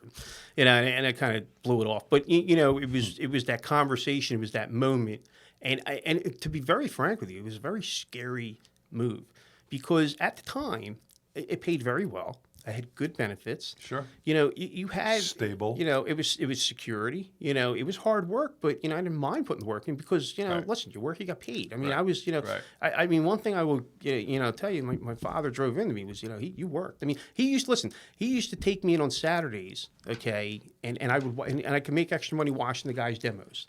So Right. I did that for a Right. lot of years. I mean, like, Yeah. and there was like he always if you want something, you hustle, you work for it, whatever it is. So the hard work never really bothered me per se. It was like I said, it was something. It was stunning. I mean, I don't think my brother could have done it, but I mean that's okay. But it was it was a. That's a shot at you. Dude. That's all. Listen, he makes no bones about it. I'm not lifting a finger. I'm paying Right. somebody to lift it, whatever. But Right. it's all good, But it probably laid the groundwork for a lot of the little things. And what I mean by that is like, what, you see a car that's got to get pushed in the shop, you jump in. Yeah. Yeah. Walk across the lot and pick up a piece of trash. Yeah. I'm not gonna Yeah. kill me. Right. Well, and everybody's watching you, man. Absolutely, Everybody's watching My it. brother last week was hanging streamers all around. We got the Sunbelt rental, we got the thing. He's out there, he's hanging the streamers. This is just what we do, And so, and even at some point, I come in and I'll pick up a piece of trash, and at some point I'm like. Like, am I the only one who sees this? Like, come on, man, Right. and then people start to get it, and whatever. But I think that it probably, maybe I can't say like an army experience, but it definitely instilled something, to, because I wasn't afraid to work, it was just, but it was a crossroad. It was hard. But I will tell you this: I do not regret one bit of the decision I made. If we weren't there, if we lost a friend, whatever happened, because the lifestyle and the experiences that I gained from working, leaving that and working, like a lot of people don't know this, but I spent about 6-8 months on the sales floor at Spirit, and then my father transferred me to one of his used car lots that we had down in Carnegie Point, Right. and the whole backstory to that was, I ran the car lot, and that car lot used to be many, many years ago, I think, a Chrysler franchise. And at the time, we were just Chrysler, Plymouth, and Dodge. Okay, so we didn't have Jeep. And so for about 4 or 5 years, we ran the lot, and I had actually went out to Sons and Daughters School. I came back, and my father managed to acquire the Jeep franchise. The reason we were hanging on to that store was, they were possibly looking to put, Jeep down there, or there was a way to do it. Right. And smartly for my father, he's like, well, I don't need 2 general managers, 2 this, 2 that. So, and like literally within, 7 miles of each other. So they awarded them, Jeep in Swedesboro, and we just at that point we closed up the lot. And, I came back, but I had spent like 5 years in that lot, and I got to tell you, it was probably one of the. I'm glad it's over, but one of the best experience I went through because, I was dealing with challenged credit. I was dealing with, it's a used car lot. I mean, it's like some days you're real busy, some you're not. Some, it was like a secondary to the main store. So, that I think helped to, kind of, I guess, mold and shape a little bit. Because when I came back to, Spirit and, we got Jeep, my father had made me the used car manager. and that was the best, man. I think I cried when he promoted me because I didn't want to leave used cars. Seriously, I didn't. I remember. I love used cars more. my That gosh. was the best position I ever held in the dealership. For GM or washing cars, everything else in between. Used cars was freaking awesome. It's like, and I'm not a gambler, but it's like legal gambling. It's like you could take a car and you can clean it up. You just don't know what you're gonna get. You know, taking it to the auction and this whatever, buying cars and stuff like that. So it was so much fun. It was like I loved it. You know, and How do you buy your cars now? You do everything online? pretty much online now. Yeah. Every once in a great while, we might get out of the store, either go to a factory sale or maybe go to Manheim out in PA. But I got to tell you, if I walked into Manheim today, I'd be lost. I wouldn't even know where, what direction. It's different now. Well, it's funny, and you might be able to. Who's doing it now? You or your brother actually doing the buying? Mainly my brother. Yeah. I will. I've actually kind of. I don't want to say backed off less. I got busy with other projects. Right. But I did spend a lot of time, like at night. In my spare time, of whatever. But I would actually look at condition reports, and I would actually. Like put in the offers and stuff like that, and so that's something that you got to watch because that can bite you. You know, I was sitting there one night and I was looking at all I remember PT Cruisers, remember them? Yeah. And I remember proxy bidding like 10 of them. Yeah, well, I got like 9, and I only needed like 3 Oh, and I remember like, oh my gosh, like it wasn't. They were $10,000 cars. It wasn't, but it wasn't. The plan was not to get all 9, 10 of them. You know what I mean? So watch. You do that. So, but yeah, I really I just enjoyed that part of my career, and I miss it. But you know what? Even that's changed. I mean, that whole thing has changed. We, it's. What used to be fun is like it's aggravation. Like you forget when you're running a car through the lane and it, the transmission line blows. Right. You forget all these things. You're like, oh God, I don't want to do this anymore. Whatever. It's an art form, or it used to be an art form. Yeah. I was talking with Tim Deese yesterday on the podcast, and he's a used car literal guru and legend. And we were talking about the way I was taught to buy cars at the auction was just crazy. But I can remember the first time the general manager took me over because he knew, ultimately that I was going to take his job. He knew it and was grooming me for it, actually. And he went into the lane, and there's, 40 guys there, whatever. And literally, I'm not. Oh, no, literally, he stood there like this. Mm-hmm. Every car went through the lane. And, the guy would look over him, and he'd go, my hand's up, yeah. You still want, yeah, my freaking hand's up, yeah. And he would overpay. He'd buy the first 4 or 5 cars, and I'm talking about overpaying by thousands. Yeah. But every time he bought a car, 3 or 4 people would leave the lane. Then another 3 or 4, then another 3 or 4. And pretty soon there's him and me and basically nobody else. Right. And he starts stealing cars left and right. He just bullied everybody out of the lane. And we package them together, take them back. Sure, absolutely. Average the numbers out. And it was like, at the end of the day, it was like he stole everything. Yeah. It was like...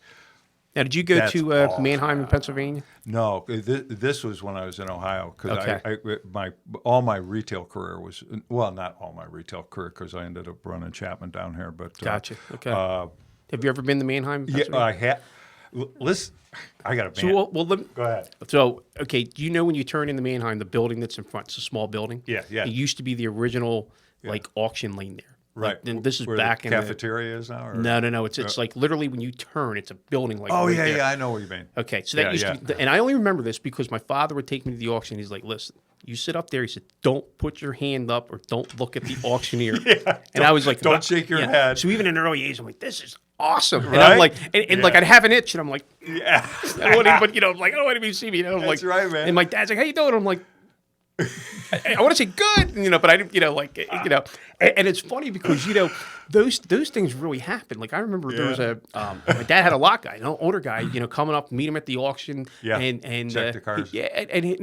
but he's like, and he's looking for my dad or one of the guys, and he's like, hey, and he's holding the Oh, tag up, shit. and the auctioneer starts hitting him, and he's like, Oh, and he no. looks over, he's like, no, put your hand down. He's like, I'm right here. They're Oh, coming back. It's no. like, you watch this, it's some of the funniest stuff you've seen, man. It was like, oh my gosh, it was like, but yeah, I that's it's the one chapter of my life that I enjoyed. Oh, it was fun, man. It really is. It was fun. Still a thrill with it. Yeah, even the bad stuff was fun. Yeah. You buy a stinker and it's like, okay, now what am I going to do?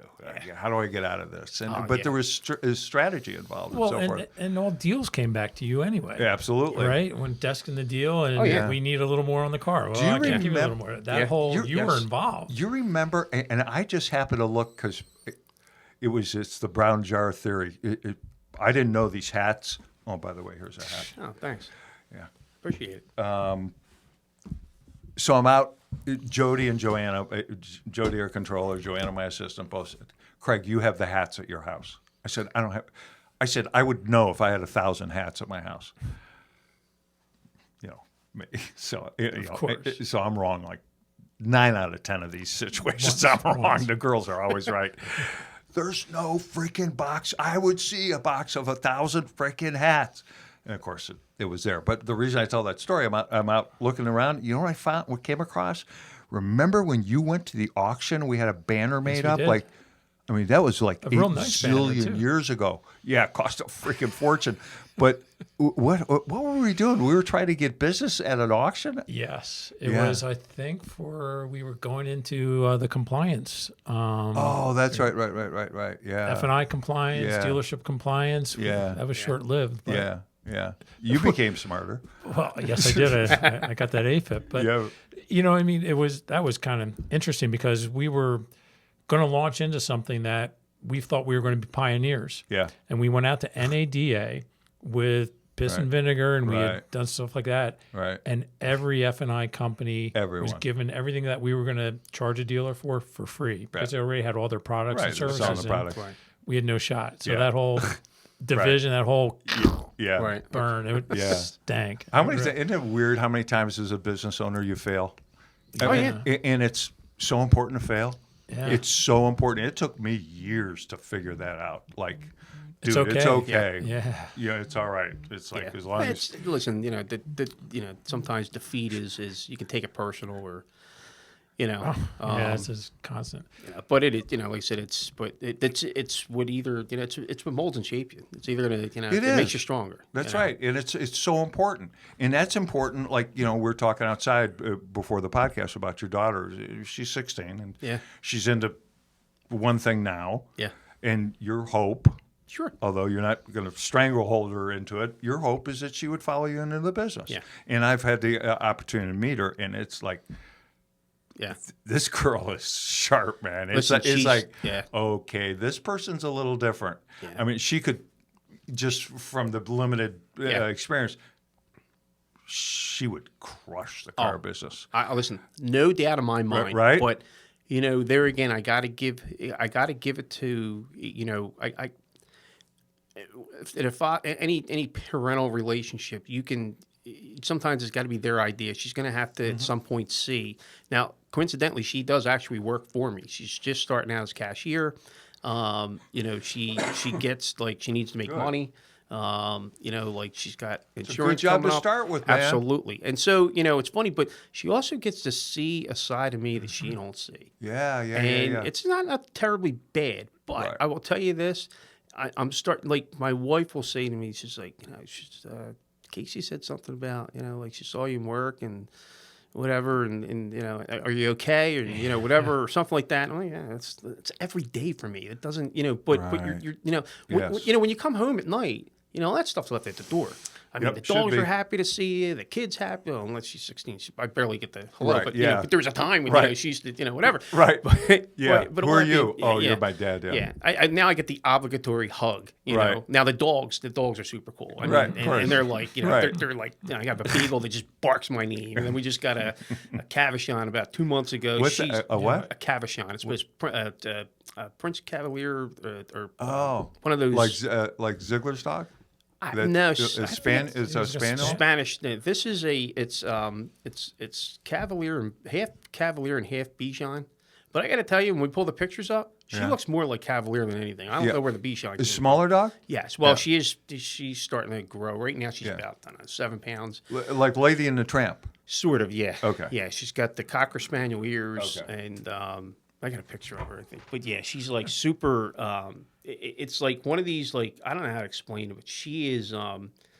She's kind of giving me this new like ignition. It ignites something in me. me see. That's a picture of her this morning, sitting on my. Aw. Yeah. Oh, dude. So Hold she's that just up like- to a camera. Yeah. We're right here. Yeah. Yeah.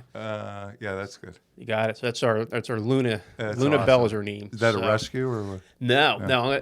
Funny story. We my mother-in-law was in town, and so we go to the farmers market down in Delaware. Apparently, they had good fruit and vegetables. But she lives in Florida, so she wanted to stop there. Okay, fine. And they have a pet store in there. Oh. And so coincidentally, it's probably the same pet store I think my dad got Shih Tzus from. That was another thing I was left with after he died. He had a like Shih Tzu farm. I had to get rid of the dogs too, but shit, man. that's another story. But Oh, so at any rate, Lord. we go down and we see her and we didn't take her out of the cage. What happened was my wife was shopping with my mother-in-law, so my daughter and I run down. Yeah. And my wife is the type that she is just like, man, she's just very very energetic, very like very I don't know how to describe it, but she just kind of likes to just jump into things, you Yeah. know, which is kind of cool because it kind of maybe Yeah. balances out. Like I'm the hold on a second, let's go for it. So we had talked about getting my daughter a dog.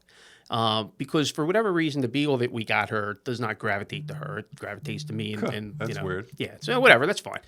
But then you're like, hey, my daughter's 16. She's gonna be around for a few years. What's gonna happen? This, that, and the other. So, but it was kind of like, my daughter had wanted like all these different. She wanted a Dash Hunt. She wanted I forget what the other breed is, but all these different dogs. So we see her. Yeah. And so we go to walk away. My wife's like, hey, let's go down to the pet store. I'm like, no, we already went. And she's like, all right. And she just walks away. And I'm like, all right, great. All the bags following her. And now my wife and daughter, you got a picture of this, is like, you can see the whisper in the ear. And you're like, okay, here it you're comes, right? done. Walk into the pet store, and my wife goes right to the cage and just takes the dog. I'm like, what are you doing? You need assistance. Oh, look You're at this. And she's done. holding the dog, and they're doing their Instagram pictures and all this other crap. And then they put the dog in my hand. Take a picture. I'm like, okay, great. Here you go. Oh, Take the man. dog back. Oh So, man, that's a sales job. oh there, my dude. gosh, it That's was big like, time. and it was funny because, That's why they call it a puppy dog clothes, right? it must be. Because I will tell you this, when Ain't no way you're not leaving without that dog. well, we did. So here's what happened. Okay, I walked and we walked out, right, and the Right. dog's in the cage, Right. and she had a brother that was like a lighter color, and so we walked away, and I turned around to my wife and daughter and I said, I'm not opposed to getting a dog. Let's be real clear about that. I says, but you've named like 3 or 4 different breeds you wanted, Right. And I said, we talked about this, Right. and I said, this breed, nobody knows what it is. I'm like, it was never a consideration. So we get home. It's like, it takes about 45 minutes to get home. We unpack. I go downstairs. I'm doing a couple things. My daughter comes down. She's like, Dad, I really like the dog. I said, let me explain something to you. I said, this is your dog. Do not let your mother close you on this dog. I said, we talked about it. I said, if it's meant to be, we'll go back tomorrow. She's like, yeah, but it's really cute. I'm like, look, if that's what you want, fine. I'm good with it. And it was like, let's just wait. And, Yeah. I mean, here I am, and I run the business, and I get closed by my daughter and Yeah, wife, man. They're the best. Man, 20 minutes later, my wife comes down, and she's like, we really like the dog, and she goes, I called. And I'm like, what do you mean you called? And now they got online. They've researched the dog, all this stuff it is, so and so, right? And I'm like, what do you mean you called? And she's like, well, she goes, my heart dropped because the one got sold. And I'm like, yeah? Well, she's like, and now they're both standing. I have a home office desk, and they're like standing there looking at me, like they got the puppy eyes. And I'm like, oh my gosh. I'm like, I fine, put a deposit on it. When you want to pick her up tomorrow? They're like, My wife says, she goes, I already put a deposit down. I'm like, okay. Yeah, She goes, what are we doing here then? we're going to go now and pick the dog up. Okay. And that is essentially what happened. I'm like, okay, fine. So we agreed on it, but man, I got to tell you, man, this dog, this kind of like has my heart a little bit. It's funny. Like, and so, but it was important because I'm like, look, the dog's going to have to sleep with you. You have to you got to bond with this dog. The reason the other one does is because I get up, I feed her, I take her out, I clean up. She knows what it is. Right. So, but here's what's funny. Okay. So she's a puppy. Yeah, they whine, they this, that, and she's so stinking cute. It's like you want to share the dog with, whatever. And so I think the first night, she sleeps with my daughter, then we get her. And it's like we go back and forth. But what's funny is the dog gets up at 4, 5, 6 in the morning. Yeah. The dog's piddled all over the house. You got to clean it up. Yep. And my daughter is like, oh my gosh, I forgot how much work this is. I'm man. like, yeah. Guess what? Teen pregnancy problem solved. She don't want to. She don't want to deal with all this, So, but she's great with the dog, and but the coolest thing, like I said, like I come home and my beagle is just screaming, and you see the other dog wagging its tail, and it's like I cannot get to the top of my steps without saying hello to them. Yep. Once I get past them, Yep. then there's my daughter. Yep. Depending on the mood now she works me, so I take her Yep. home. There's no whatever. Right. But then when my wife will give me a hug and a kiss, my beagle goes jealous nuts, Oh, barking like seriously? she goes crazy. No kidding. Yeah, and I don't know if it's fun. Like, she doesn't it's not an attack dog. She's a howler. Yeah. Like, stop hugging. I'm here. It's like one of them. And so that's my that's how he ended up with this. Dogs But get us, man. I got one, and she just, my life totally changed the day I got her. It was like, I went into work Monday. They're like, "You folded. We can't." yeah. Like, what are you gonna do? Yeah. Speaking of dogs, a shout out to Beacon Animal Rescue, and I've been having some orthopedic issues here, for a while now, and I have a dog walker, and Ryan Parker is the director of Beacon Animal Rescue, and you guys can Google them, check them out online.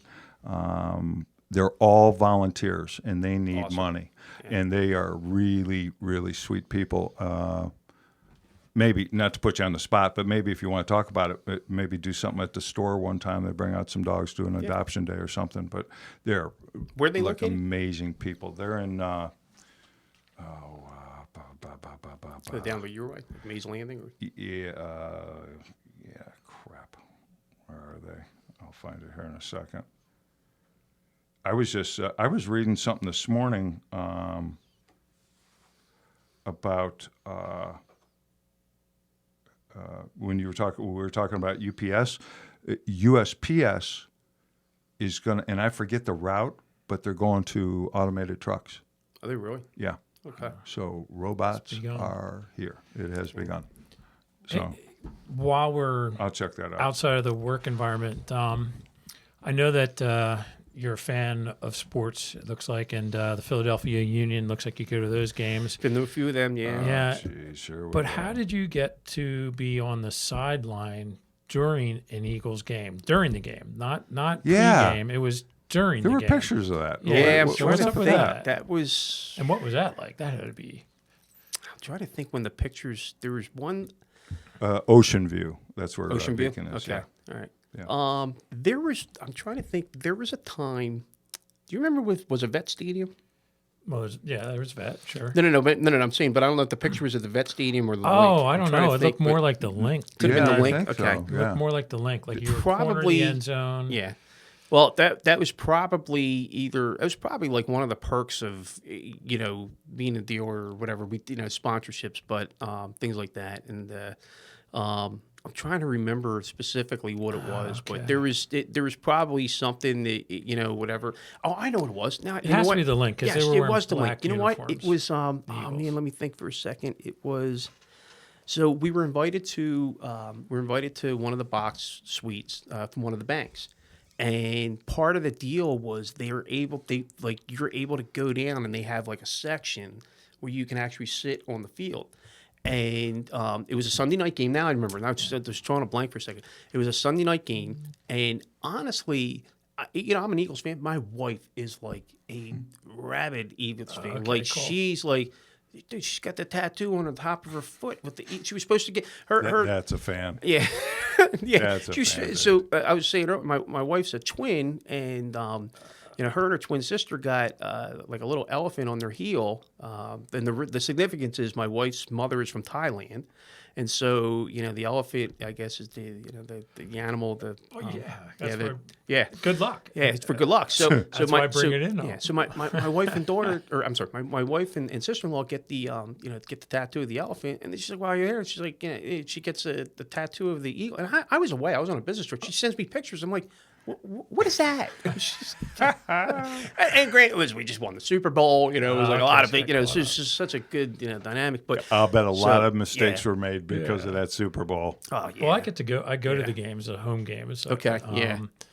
and it's a great environment. It is. And it must have been pretty cool to be on. It the really was. sideline. But I'll It tell you is a what. great environment. But when you said that, Football. It's a game? little crazy, but it is. But a I'll good tell you what, environment. when you said that, it actually reminded me of the time when the Vet Stadium, which they were still playing the Vet, and Dodge was a sponsor for the Eagles. And I feel like Andy Reid just started, I think with the Eagles, okay? Something, I forget what it was, because they would do things and sponsor a vehicle and so on and so forth. And I'll never forget this, because I'll never forget the look. They made my father the honorary captain. And they were playing Dallas. I had the football in my office, and it was Eagles Dallas game. It was a Sunday game, and I'll never forget this. They made him like an honorary captain, and he went out. I don't know if he did the coin toss or what he did specifically, but I remember the look, and the look for him was like, we made it. Like he couldn't, you gotta remember something. My father came from very humble beginnings. He was a self-starter. Right. The dealership he put together on his own. It's just a very, it was just a very hard upbringing for him. So he's a self-made guy. But I remember the look, and it was like I still envision it. So when you said that, I'm like, that's the only. I guess maybe that's what meant the most to me, was because I remember him looking at the crowd, and when he came off, and I was a kid, I was like 17, 16, whatever. I'm like, what's up? Yeah, He's like, right. we made it, man. We made it. And it was like, That's cool. and I didn't think much of it then, but it was like, but it's just funny what resonates, because I barely remember not for any reason, but Right. but I remember when you said that, and I got the football in my office from that time, and it was really a cool, That is very defining cool, moment. Ron. And I'll tell you another little fact. You remember they imploded the stadium? Yeah. So all the flagpoles. Yeah. So we got like 4 or 5 of them down at Spirit. My dad was like, Oh, really? oh yeah, he was a huge fan. So he hired a trucking company, picked up like 4 or 5 of the flagpoles. No and- kidding. Yeah. So the flagpoles actually came from the Vet Stadium. That are on the lot? Across the street. Oh, yeah. no way. Now, unfortunately, the ropes are broke right now. I'm trying to get them fixed. But yeah, I'll be but darned. those flagpoles are from the Vet Stadium. Yeah. Oh, that's pretty cool. Yeah, so, very cool. You should advertise that or Yeah. market it Yeah, somehow. I mean, it was, but there again, like I said, there's just little things that he did. He was so, I mean, I remember putting, and the way he set it up was like a stadium style, Yeah. arch, Yeah. to be truthful, it kind of messes up my lines too hard, but it is what it is. But it's just, but that's one of the. What did he do before he bought the used? Because he started with used car lots, right? So he started. He actually, I'll go way back. I think he actually started with the electric company, and something happened. I don't know if he had a hernia or something with a physical or something. Yeah. And he actually, he had a friend of a friend that, offered him a job as a salesman. And it was in Philly.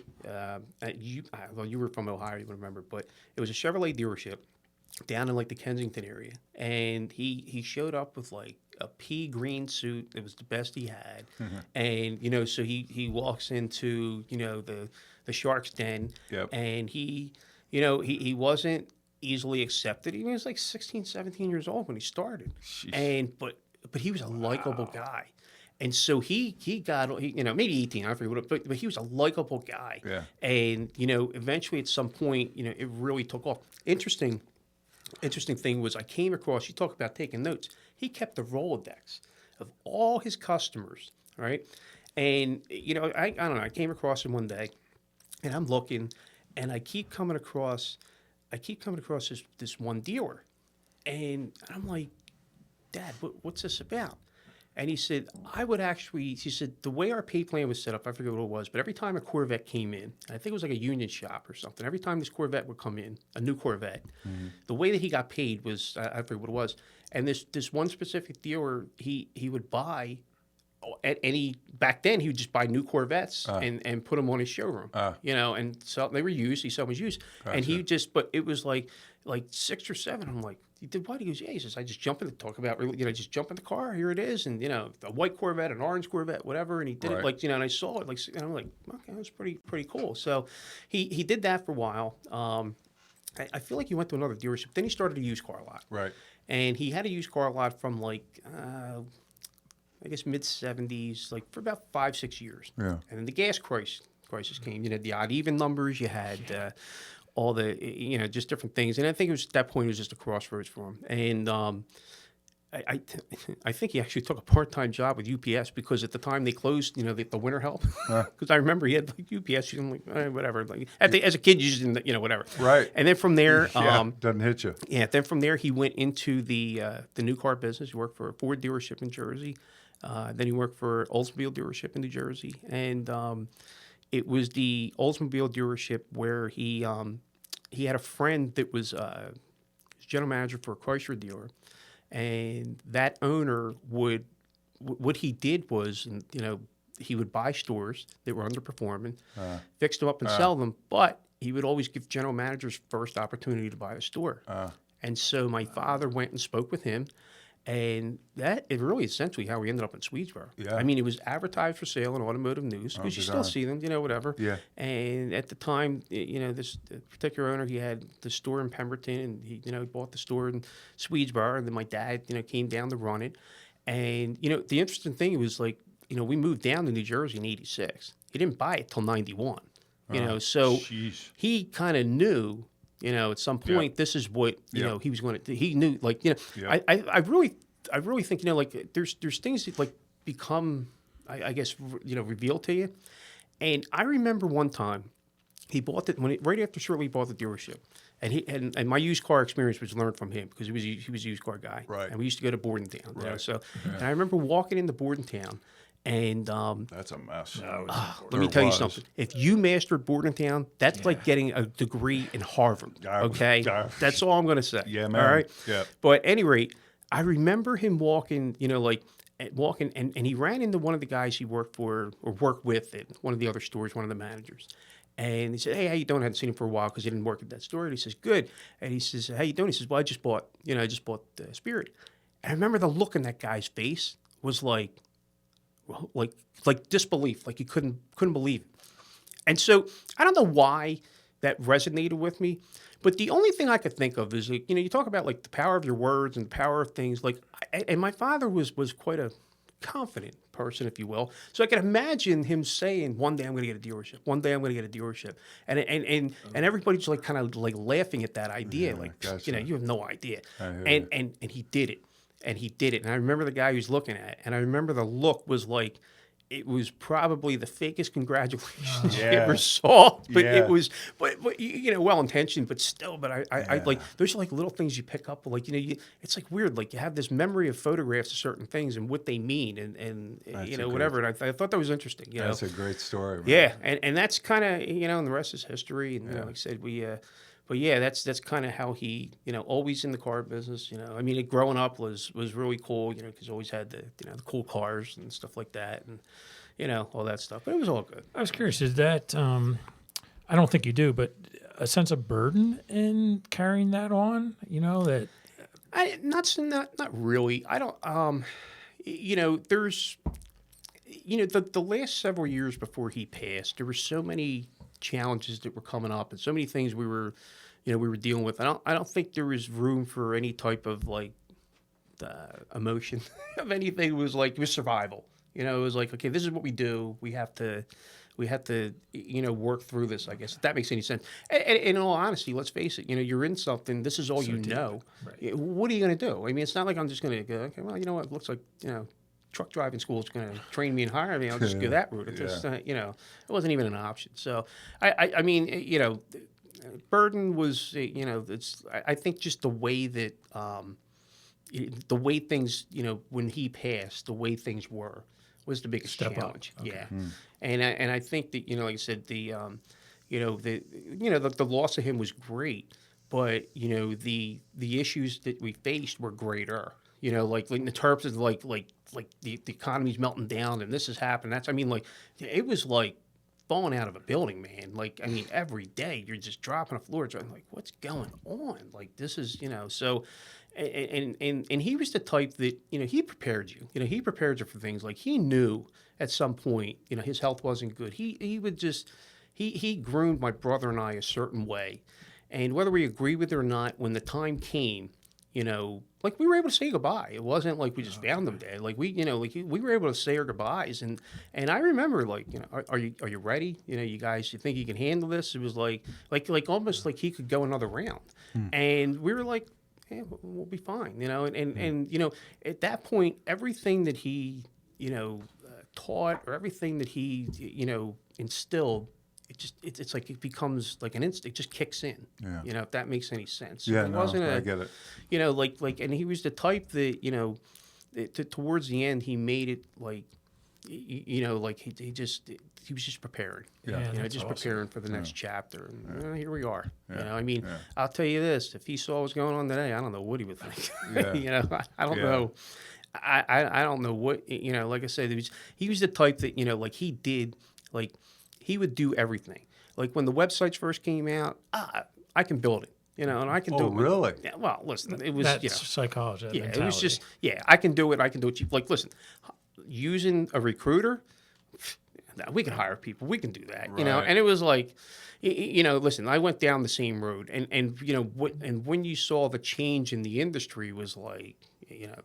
I don't have time. Like now, I'm sitting like I gotta tell you. I mean, like I said, when we met and when I really needed, key people, it was like, listen, this is what you do for a living. Fine, you handle it. Yeah. Because I gotta tell you, I gotta sit and read these resumes. I gotta sit and screening. Like I gotta tell you, where Danielle was amazing was like she just took a lot of that crap out. It was like she did a lot of screening for me. I mean, basically, it was like. Here's the resume, email it over to you. This is the time you want to come in. Boom, done. Yep. It was like, oh my gosh, it's like such a Yeah. a big weight off my shoulders. It really, I mean, like it's Well, like the time is valuable, man, Yeah. and that done right Yes. takes a lot of time. Well, and You and can do it's, it in a short amount of time, but that's where everybody screws up. But yeah, our interactions, like, so what'd you think? And we've had some, oh boy, we've had, I don't have to tell you. Yeah. But, it was like, listen, you got a plan B here? Right. Yeah, okay, Yeah. Whatever. Did they show up for the interview? No, they didn't Yeah. show up for the, like, really? And I'm like, what are you going to do? It's like, so, I mean, I think sometimes things even baffle her, but I got to tell you, like that once, when I need, like, especially, like for management, stuff like that, like, it's just, I can't sing your praises high enough on that part. Thank you. Thank you. Really. And obviously, we appreciate the relationship and the business, so we really do. And the relationship more, whatever. Yeah. We appreciate you. We're here, Hey, it's time to play a game that we play. We're going to let Mr. Baus potentially win some stuff today, right? It's up to him. And the name of this game is Fabulous Fibs. Fabulous fibs. Fabulous Fibs. So these questions have been prepared by my son, Joe Lockard. So if you get pissed, it's his fault. So there's three statements I'm going to make here. Okay. All right. Out of the three, one is true, the other two are false. Okay. All right. Your job is to pick out the one that is true. So let's get started. I'll repeat these. So, excuse me. Number one, in 1939, Ford introduced the turn signal as standard equipment. Number two, Joe Lockard, my son, Director of Operations of AutoMax. Joe Lockard's first car was a Plymouth Reliant. I know this one because I was there when he bought this thing. You know who he bought this car from? Whittaker. I was going to. That's pretty funny. I was going to say Whittaker. John. When he was running McIntyre Chevrolet in Akron, Ohio. That store, we had a store where I literally trained from the general manager, who's John Whittaker, now owns a dealership in Missouri. Him, all of his managers, and every single salesperson was recruited and trained personally by me when I first started. And I mean, this is a big story. I mean, I'm talking about 35 people. And literally everyone was recruited by me. It was mind-blowing. I'd walk around the store and it was like, wow, these are all my people. And they stuck. It They was stayed. weird. And they stayed. It was like, it was weird. Yeah. Okay, so number 3. Excuse me. Current U.S. unemployment for individuals age 65 and older. That son of a gun. Joe picked me. He takes shots at me, that kid. Shit. Current U.S. unemployment for individuals age 65 and older is 3.6%. So let me go over them again. Number 1, in 1939, Ford introduced the turn signal as standard equipment. Number 2, Joe Lockard's first car was a Plymouth Reliant. Number 3, current U.S. unemployment for individuals age 65 and older is 3.6%, which is true. I'm going to go with like process elimination here because you talk so much about the car. I'm just going to say, hey, his first car is a Plymouth Reliant, even though I have no knowledge. And the only reason I'm going to go with the unemployment thing is because unemployment's so low right now. I don't even know what the number is. So 2, final answer. I don't know if I'm right. That would be incorrect. Okay. All right. So it's got to be the unemployment. Actually, it was a Plymouth Caravel. Caravel. Oh, my gosh. What a horrible car. Actually, it lasted him all the way through college. But That was just a longer Reliant. That's all that was. That's basically it, yeah. My daughter had a Reliant, actually. Okay. Let's go back over them. Actually, at number 3, actually. Okay. Unemployment. Yeah, is 3.6%. Employment of 65 plus has increased 40% in the last 10 years. You Employment. might be out of a job soon. Yeah. But they're employed. 65-year-olds are, Yeah. Really? Yeah, Okay. it's gone up. yeah. Yeah. The number of 65-year-olds Yeah. Well, employed. Okay. Because you can pay them less. Right. I mean, Or do really. they need to. You know, Remember that? and they have a need. That's right. That's the other side of that coin. Is you know, it's not that they want to work; they need to work at 65 or older, typically. Right. So yeah, actually, in 1939, Ford introduced the turn signal as standard equipment. Actually, Buick did. Okay. So, all right. However, Yes, you get it. We play double or nothing here. that's right. We have a bonus round where you can redeem yourself. Okay. Great. All right. So, your redemption question is, who is the last Philadelphia 76er to win the league's MVP award? Who is the last 76er to win Ron. the NBA MVP? Of all the sports, basketball is the least I find. Well, go ahead. Let's hear it. Well, it would take some practice. I mean, we're not talking about a game. We're talking about practice. You don't even have to read it. It's AI, Allen Iverson. Hey, man. It just took a little hint. That's all. No, listen, I remember that. That was something else. All right, so no one goes. So here's your prize. Here, let me pick out a good one for you. Nah, I don't like that one. That one's kind of cool. Are these like eBayable items? I can make some money on them? Absolutely. Minimal. Yeah, hardly anything. Actually, these are the These are the good. nice These are ones. actually, Joe These are went the to actual- great expense These are the actual collectibles. Okay. These yeah, nice they're ones. nice That's fun. in comparison. I don't have a. I thought we had a Mopar here. Darn, I thought we had a Mopar here. No? No, I'm gonna let you take your pick. Pick what you want. You get 2. You get 2. I get 2, huh? isn't that, Oh, look at me. So this kind of looks like the new Jeep that just came out. Yeah, The that's pretty hot Gladiator. looking. Yeah, Okay. We'll go with that one. Yeah, that one for sure. That new Jeep is. Yeah, that's neat. I mean, are you driving that? No. I'm driving a Grand Cherokee, but now the Gladiator, which is it's the Wrangler with the pickup bed, is what he's talking about. And if that don't sell, there is a problem. That thing it's already is sold. hot-looking, I got man. 2 of them, and they both sold right away. Right. So it was really like they went right in, right out, and you know, it's like I said, it's right now it's a new kid on the block. You Yeah. know, so you're trying to. Well, You you know. make some money. You can actually make gross on that, Yeah, right? Or no? I mean, you can, but I mean, it's you know, but there again, like I said, the same thing is like, you know, okay, sell for MSR. Yeah. I'm done with this, you know, this markup. Like, this is it just all it does is just piss people off. yeah, You know what I mean? yeah. It's- In your unless community, it's, you you know, cannot piss somebody off. yeah, unless it's like, you know, like a very low production, like the Demon or something like that. Like, Yeah, you know yeah, what, the yeah. market dictates that car. Right. You know, but some of the other stuff, it's just, you know, you just got to kind of use. What's going to be the right color on that vehicle?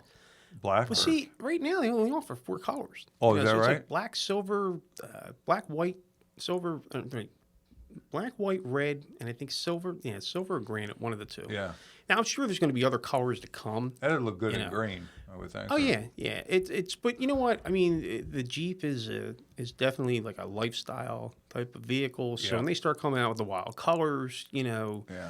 it'll be, you know, I'm sure sharp it'll. looking, man. Yeah. I got to tell you, I drove them for like a minute. I Yeah. just had to run to the drugstore for something, and it was raining so hard, and it was like I'm like, let's just try this Jeep anyway. But I got to tell you, I was impressed. I was like, it was really, you know, yeah. I was surprised that, you know, like I said, it's definitely. I think they got a winner there. Yeah, you know? well, I drive all these old cars. You know, Yeah. it's like Yeah, I didn't see Is the it- green machine. the Jaguar's at home. I'm scared now after the flat tire incident Yeah, coming up that was here. no It's fun. like it's got me. It's fine, but it's like so. Yeah, so I got I got an old Benz, old Jaguar. But if I were to consider a new vehicle, Yeah. that Jeep has. It's like ever since I saw it online for the first time, I'm going. Oh no, I could see myself driving Yeah. a new one of those. Those are hot looking, man. Yeah, they did it. They really knocked that out of the park. I Yeah. think. You know, like I said, it's got the versatility with the pickup bed. Yeah. And Who's the competition on that truck? Because there's not. It's I had to tell you, I don't really like. So, if you look at a small mid-sized truck, you know, Ford has the Ranger, Chevy Colorado, and the GMC Canyon, stuff like that. But I don't know that that's going to be like a competitive vehicle more than it is like a lifestyle vehicle. That, you know, somebody that wants a pickup and the Jeep is, you know, like it's such a unique. Yeah, it's Situation. It's not Yeah. like it's, you know, like we used to have That's true. the Dodge Dakota, which was your true mid-sized truck, and that would be the Right. competition to, Yeah. you know, the Ranger or the Colorado. But Right. but this is like kind of in its own little That's segment. true. Like it's not like, I mean, you know, I used to love when they bring out these. Remember the comparisons? Yeah. And you know, you take, you know, the Chrysler Right. LHS Right. versus this, and, Right. you know, I love when they put it against BMW. It's like, Right. are you serious right yeah, now? Like I know. really, like, you know, Why did they do that? I don't man? know. They've done that forever. So, but I don't see like I don't see them coming out with a book like a competitive comparison book that says, Yeah. you know, hey, this can do this over the Colorado or this Yeah. or that or anything. I don't, you know, I think it's just kind of like its own, you know, lifestyle, I guess. So, Back to dogs. My assistant Joanna and her little boys over there feeding my dog at home. That's awesome. That's Dixie, my hound dog, and that's just taking it all. Brendan. Yeah, that's cool. That's funny stuff there, man. Wow. Ernie, it's time. Let's. We got to do a quick shout out to our sponsors. Let me just roll through them real quick. You okay time wise, Ron? You good? Yeah, Yeah, I'm good. okay. I'm fine. You know, really, no kidding. We really do appreciate the friends of the program, as we call them, that help because this stuff ain't cheap. To put this on this way is it's a little pricey, but they're awesome people, and we should give a shout out to our friends here at All Systems Go AV. I'm glad you said that. Yeah, they're awesome people, man. Awesome studio. You found them. We were fortunate. Yeah. You had me come up. We looked at it, Yeah. talked to them. Yeah, The facility is perfect. It's perfect. Not overkill, but Yeah. their technology is obviously completely up to date. Yep. Their technical skills in helping us put this out to the world, yep. top flight, easy to work with. You know, if anybody's interested in doing their own podcast, they ought to come and talk to these people. Definitely. And something this is only Adam and I know about actually is LinkedIn just came out with LinkedIn Live. Really? They just came out of beta about a month ago, and so we're checking out. We're probably going to stream this to not only our YouTube channel and our Facebook page, but probably to LinkedIn Live too, which would be huge. With I got 20,000 connections or something on there, so it could be pretty big. Could help a lot. But so they're awesome people here. Our sponsors, they really are. They're actually friends of ours. And people we've done business with. Automotive HR, again, it's this platform is so amazing. There's a few competitors out there. What makes Automotive HR different is, well, they're in Silicon Valley, so these techno nerds that he's got, his programmers are just like, people that the three of us would not be able to have a conversation with. They're just like out here. And they take his ideas and Stephen Warner, one of the cool things about Stephen is he's a 25-year car guy that is brilliant when it comes to technology. Typically those two things don't go together. And he has taken his knowledge and put it into this recruiting platform, and it literally does everything, Right. from posting the ads, tracking the applicant, major awesome applicant tracking system. The thing that, and something that's relatively new, is they redid their onboarding, and it's in our opinion, after doing 18,000 recruiting campaigns over the last 20 years and placing, I don't know, God, man, I've lost track. I don't know what the number is anymore. 175, 180,000 people in car dealerships. Crazy. The turnover rate is so freaking ridiculous, and it can be changed with such minor tweaks. And what Automotive HR does in their platform is a part of it is electronic onboarding. It never fails. When you bring in a new person, it's the old story like, oh shit, today you're starting? It's like, oh yeah, it's Tuesday. Oh man, wow. All right, here, fill out this stack of papers, right? And you're like, 2 hours in with a new employee they're filling out I-9s and what have you. And they got to be thinking, okay, well, I guess this is just normal. There's no office set up for them. The desk that they're going to be sitting on is full of junk. They're given a box, they're given some business cards that they have to either cross out the person's name or write in theirs on blank business cards. All that stuff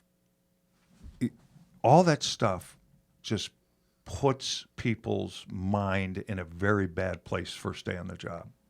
Really bad place.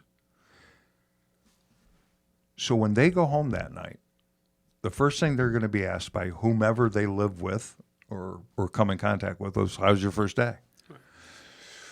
Well, I think maybe we should keep my resume online for a while. Now, I might grab a couple paychecks, but bang, I'm gone.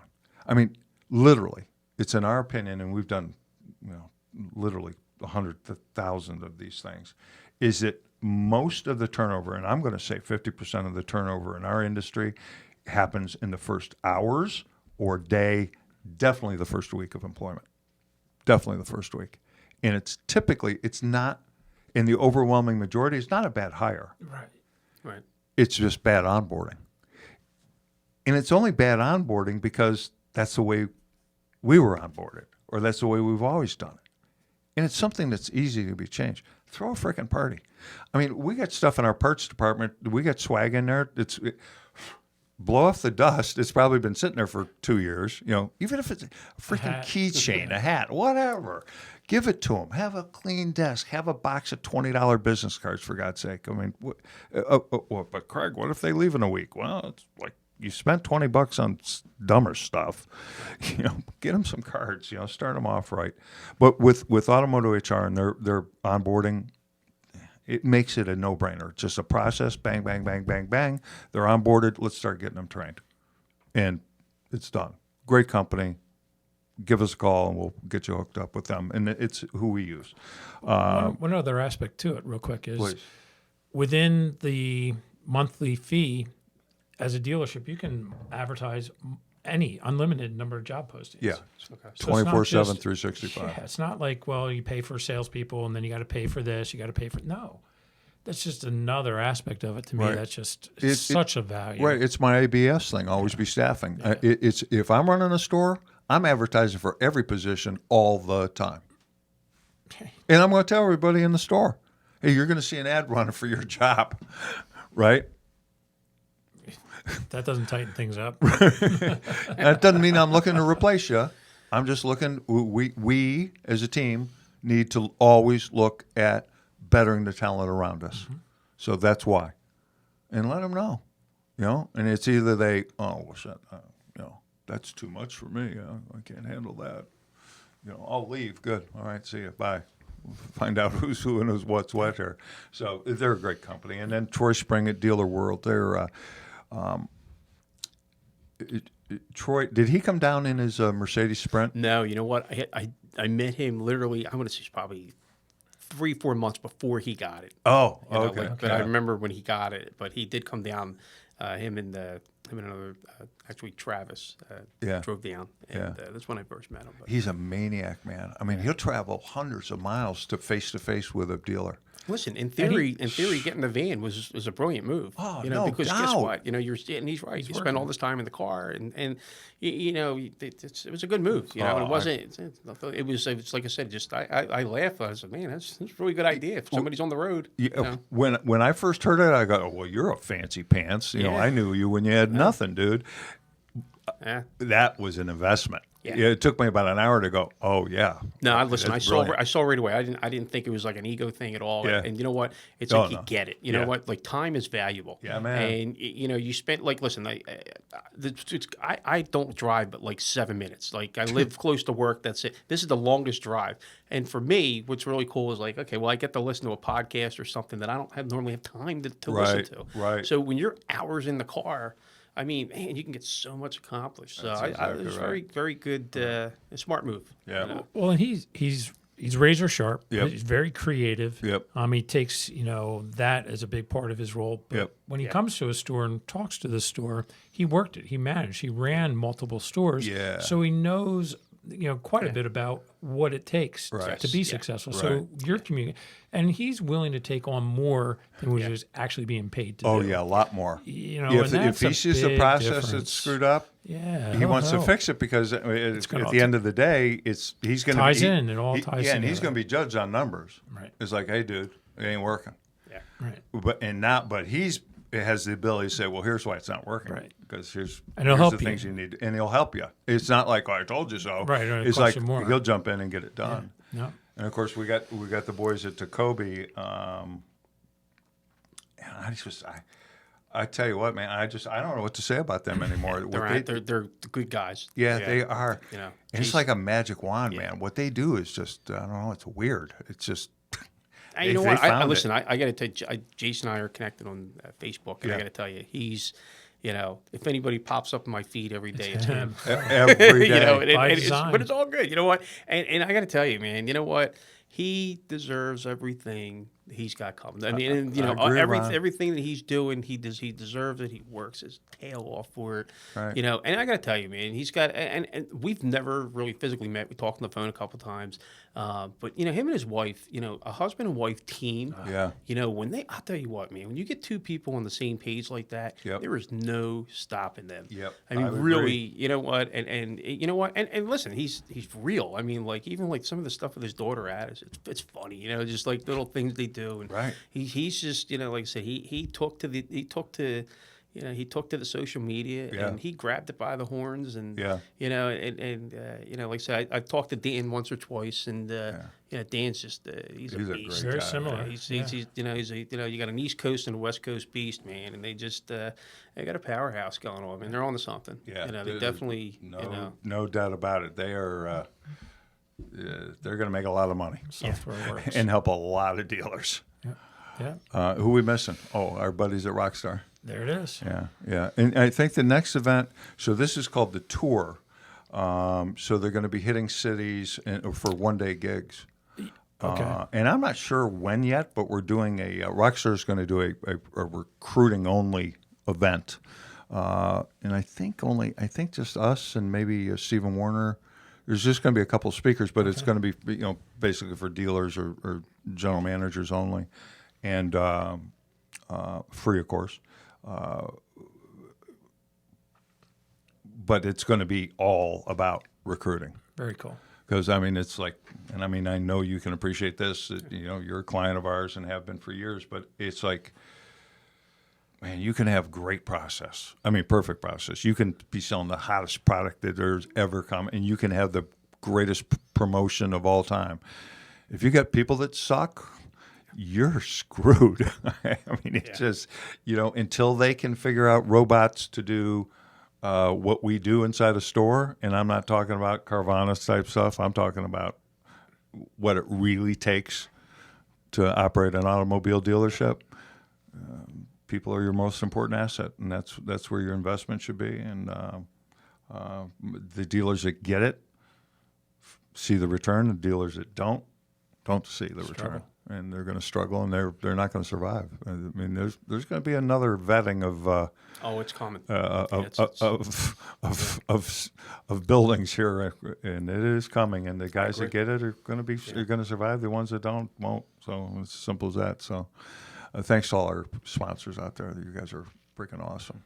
We appreciate you much. Speaking of your wife, do you remember, it just hit me, where did I run into you guys? Del Frisco's. Del Frisco's, that's right. I was on a What was date. that, like a Match.com date or something? I think it was. You've been waiting to ask that. Dude, that's exactly what it was. This is kind of a funny story. Don't ask. All I know is Jeez, whoever you were with there that night, I was like, okay, let's go. God, I'm gonna. All the women in automotive are gonna hate me for this one. But Be careful. what I did was, and it was, I did it for. This is gonna sound like a total lie. I did it for a business reason, for speaking at a conference that, and I'm not sure if you were at that conference or not, but it was. So we were at this conference. I wasn't there. Right. So, so what I did was I went on Match.com. I wanted to see, I thought for I was sure. just joking. That was for real Match.com. Oh, no, it really was. And this is where it gets a little worse or better. I'm not sure which. But I can remember sitting at home one night going, wait a minute.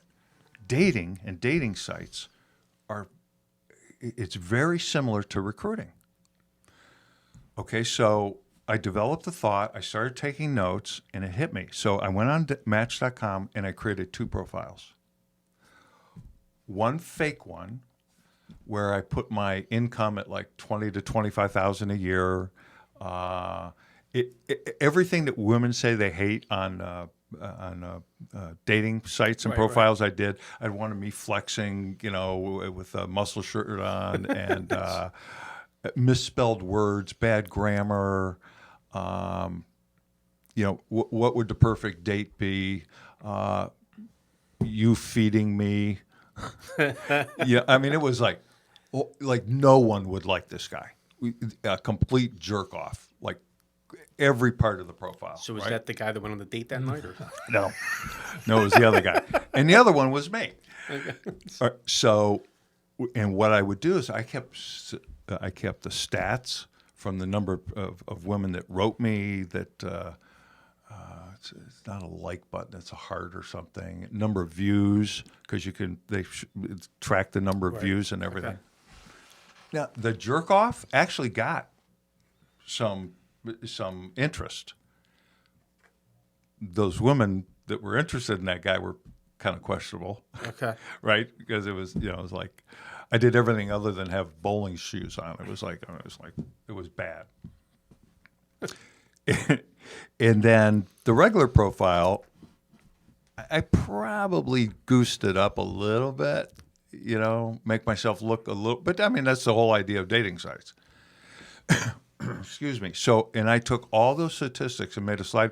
It's actually, if you Google it, it's actually online. I'm trying to remember. If you Google something like Craig Lockard and dating something, it's on there, the whole presentation, I think.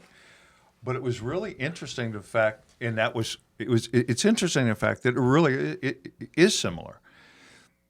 Whereas if you know what you're looking for in an employee or a mate or a date, if you know what you're looking for and you have a clear vision of that person or, whether it be employee or a date, and you follow a certain process to end up at the desired outcome, a great employee or a wife, husband, whatever, those things parallel. Like it's amazing the way those two things parallel. I might actually dig that thing out So and put it up. how was your online. onboarding meeting? Because obviously you're not together, right?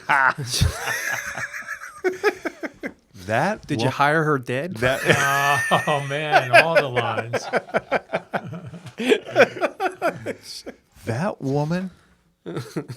That woman owned a hospital, or was she had some ownership in a hospital.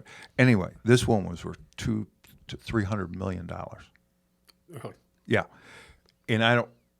The conversation, how do you know that, Craig? How does that come up in a dinner conversation? It just, I don't know. We were talking about stuff, and did you Google her under the table the whole time? well, I did Google her to verify. Yeah, when I got home, I actually Googled her because I didn't like her all that much. We didn't have that great a time, but I'm thinking, $300 million. Let's see what can I put up with for $300 million, and I couldn't. But it's fun. But we're in Del Frisco's, and here comes Ron and his wife. No way. Yeah, it was crazy. Have you ever eaten there? I have not. Oh, dude, Yeah. you got to. It's really. It's an awesome experience. Food's good, Yeah, but the food's whole Just the element. one down. It's Secret an old bank. Yeah, Yeah, it's it's a right bank. at the right in the center of Philadelphia. Yeah, it's Oh, okay. awesome. Okay. The part of the old elevator is like their wine cellar. I mean, and there's an upstairs and a downstairs. I always ate upstairs. Okay. Now, what got really crazy? So I had to go on a lot of dates for this research. Yeah. Dudes, it was research. Oh, come on. So so I'd sit at the same table because I wanted to make sure that, like, we advocate in our job interview that you interview everybody with a scripted interview exactly the same way, because it's the only way to differentiate one person to another. If I interview you differently than Ernie, Sure. there's no way I can tell who's better, Right. Because I'm flipping the narrative. So everything would be the same. Same restaurant. Yeah, like literally, I would eliminate all the variables. How often did you go on these dates? I went on 60 dates in about 90 days. And you ate at Del Frisco 60 different times? Yeah, I got a little. It was an investment in my future. Yeah. You paid for it. Yeah. Jeez, oh man. So No wonder the rates went up that much. Danielle was telling me I can't do that anymore. So here's where I screwed up. Yay, Danielle. Thank you. Yeah, Now the cat comes that's out not of the going to bag. work anymore, Danielle. So where I screwed up was I always would meet the date there. For whatever reason, this one girl, woman, she was on the way. For whatever reason, I picked her up. So I pull up to valet my car, and the guy says, "Hello, Mr. Lockard." And the girl looks at me like, "You come here a lot?" I said, "I've come here before." With dates? Well, yeah, I wouldn't come to Del Frisco's by myself, typically. So we walk in. Girl at the front, "Hello, Mr. Lockard." Oh boy.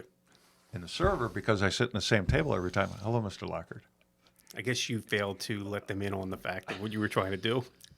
You know, maybe if you did this up front, you might have got a discount. Probably. Okay. Yeah. Is it too late, Del Frisco, Del Frisco, Del Frisco, Del Frisco? You send me somebody. So the girl, now I'll tell you what, this girl was awesome because she said, "Oh, I get it. Okay, so you're trying to, so you set up the same environment for every one of your dates, so you can see under the same conditions." And she was a really smart girl. Yeah. I mean, she got me. So I mean, there was like no denying it. You know, it was like, Right. yeah, you got me. That's it. Like, so same table, like. So she goes, like during the date, she was, so how am I doing? Oh, Being a boy. smart ass, you know. Yeah. And so it was pretty interesting. But Huh. yeah, she was near the end of the The test pilot. Trial yeah, The trial period. right, yeah. It was pretty crazy, but that thing is online somewhere. Well, yeah, actually, I think Let's get this you were straight, at the Ernie. event. You've never been there, and he ate there for like 60 times. 60 times. It was Doing exactly research. 60, actually. Something's wrong with this picture. Absolutely. On that note, Majority give us- partner, minority partner. There you go. Oh, that's funny. I did want, retention. You brought it up kind of like in talking with Craig there a moment ago. That is one of the biggest challenges that we have. question. And you talked about onboarding could be a way in which to reduce that. Do you see anything else from your, because you're in the trench, you're there. You know, What do you see? good question. And I think it's such a, there's so many, like when you're talking, there's so many different things going through my head. Like, like you just have, you have people that just aren't engaged, or, they interview so brilliantly, and then they, whatever, like it's very, like, it's almost, like, I don't know, it's like almost like what you have to do is somewhat of a psychology. Yes. And really kind of get in, like you talked about, like ghosting. I mean, it's a real thing. People just come in and they go, and it's like, then for what reason? Right, man. And I mean, Just and, say, I and I got to tell you, I mean, that's some of the challenges. Like, the last, so interestingly enough, the last go round of interviews, we had Danielle had found like three potential hires, and and here's the worst part: one got better than the other, and it was like, Danielle, like I had the first guy, Right. then the second guy was better, Right. and then the last guy I interviewed, my service manager couldn't be there, and he's ready to hire this guy. And I'm like, you gotta call the other dude. It's like, Yeah.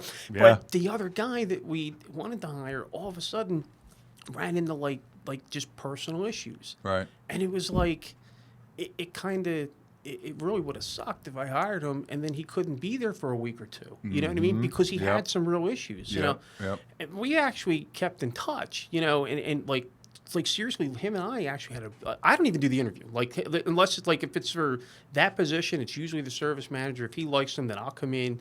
And for whatever reason, he couldn't make it that night. And I spoke with this guy, and it was like, and I said, listen, I actually had a really good interview. You may want to, whatever. And it just, the timing wasn't right. Right. But, not to say that down the road you can't, connect. You know what I Right, mean? So that's sometimes, sometimes you have to. And here's the other thing, from an employer point, like sometimes you get a really good person, in front of you, and you're like, yeah, but it's not the position I need. Right. Like I had that too, where it's Yep. like he's a really good guy, or a really good girl, but I need somebody that can do this, and you got to really sometimes stand your ground. Yeah. In what you're looking for. Yeah. Like sometimes, and that's a real thing too, where it's like, you're thankful, you got a live body in front of you, you got somebody, but they're only going to perform average. Yeah. And so, but but to your point, like with the retention, it's like, I can't even call it anymore sometimes, because it's just either they're going to work or they don't work. They stick or they don't stick. It's just, tough. That kind of thing. Like, so it's really, or they, for me, where I'm at a disadvantage is I am a little bit out of the way. Yeah. So you got to drive a little ways. We have a little slogan: drive a little, save a lot. But Right. it's real. I mean, you True. got to kind of get, like I only have like one McDonald's and one Wendy's within like a 5-minute. Yeah. Like I don't have Yeah, that's like, true. so it's kind of maybe, although the diner's really good, but maybe it Diner puts is me in a good. little bit of a disadvantage in that respect. But all that being said, look, if you want to work, you want to get paid, and I'm paying, it's not going to matter. And sometimes these people fall in love with this illusion of like this, it's such a nice facility and blah, blah, blah, this, that, and the other. But the culture is horrible. And yet, Yeah. but then they take it. I don't understand that. Yeah. Like, I don't even get that. Like, it's Yeah. like, well, this is a nicer place, but, Yeah. we Yeah.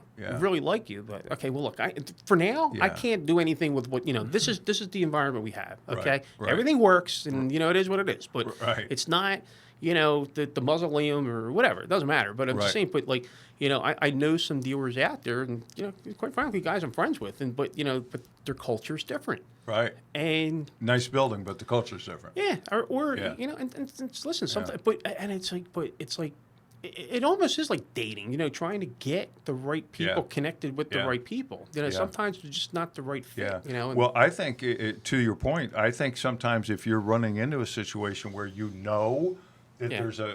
that you're competing for this person, and your competition has the big Yeah. beautiful building and yada yada yada. I don't.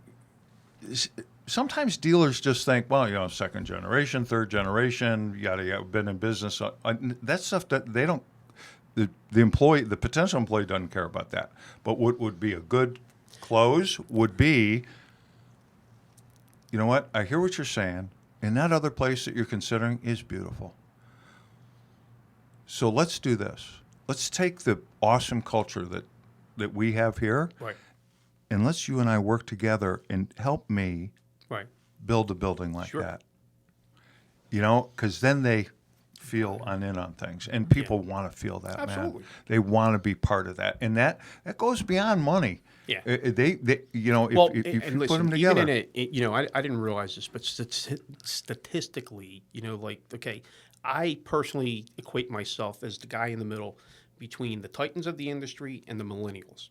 Okay. Yeah. So I gotta Yeah. appease to the titans to a certain degree. Yep. And then I gotta appease to the millennials, so on and so forth. So what's interesting about of the millennial culture is that and I didn't know this. I mean, I have a sister who's technically a millennial, and we get along beautifully, and we can talk very candidly. But one of the things about millennials is that they want to be complimented, they want to feel appreciated, they want to feel like it's not always about the pay. It's like, and yet a Titan will look at that and say, "Listen, just do the job. Here it is, just your paycheck. Get over it." There's no pat on the back. There's whatever, and it's like, so now we have to be very conscious of, how we, address, certain, not it's not how you address people. It's just, but how what age bracket do they fall in? And it's like, now you got to study like who they are and say, okay, now you get this person.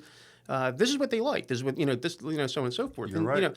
And it's interesting because, like I said, everybody, look, it's no secret in my store. We're trying to work to get to the next level, a bigger, whatever it may be. Correct. But we still have a job to do. Yes. We can sit on a cloud and fantasize and dream all day, but guys, we got work to do. Every one of us. So, but all that being said, it's like, but when you're trying to, you have a good culture and you have, like some people, they want this, state of the art. Like we're going through it in service. You got touch pads and all this other stuff, and it looks neat and this, that, and the other. And that's great. It's supposed to make our job easier. Well, when the stuff crashes and it doesn't work, and the customer don't care. They just want the car fixed. Yeah, that's you know a what I'm fact. saying? Like it doesn't. Yeah, I Like do. they got to get back on the road. Yeah. So and that's where we're constantly, back and forth. But we, to the. And I got a little off track here, but to the point of like with some of the the culture. But like here's the thing: the industry just trends in these really weird ways. A year ago, I needed a finance manager. Could not find one to save my life. Yeah. In the last week, I got 2 phone calls from guys that are heavy hitters. They like, and honestly, my guy's he's doing good. Right. I have no reason to make the change. Right. But it's like, where were you a year ago? Yeah. You know what I mean? Like, where were you when and that's the challenge you face, because when the industry makes adjustments, then all of a sudden. You got some talent hanging out there that are looking, and it's like a big store makes a change, or policies or whatever the case is, and it's like, and that's where the challenges come in. It's like so I mean, my staff's intact. We're for today. We're good. I don't see, you know. Well, I think you're in a unique and a very good position in regard to being a single point store, where a lot of these, it's constant, Ron, from Yeah. LinkedIn, Sure constant. it is. I get bombarded. Working for big publicly traded companies, Yeah. they're working 1 trillion hours. They're selling either they're making a fortune, but they've literally sold their soul to the devil for the dough, or they're being replaced by younger guys for And you know, half the money. And then here's the problem with the guys that are chasing the big carrot. I get it, but you know what? You got to adjust your lifestyle. Oh yeah, no, they. You know, like, that's right. you're That making talent's this big- available to you. You know, now. and the thing is like, but you got like I saw in the last meltdown. I'll never forget. We had a guy that he was a sales manager for a Toyota store, made 6 figures, good money, this, that, and the other. And he, you know, and it was somebody that I know. And he reached out for a job, and I said, "This is what I have." And he says, "What does it pay?" I said, "Well, based on the numbers I'm at right here, you're going to be slightly under, you know, on whatever it is. But you know, at the end of the day, it's really up to you how you make it." I can't do that. That's the, you know, whatever, so on and so forth. Okay, well, I can't control the fact that nobody's buying cars right now.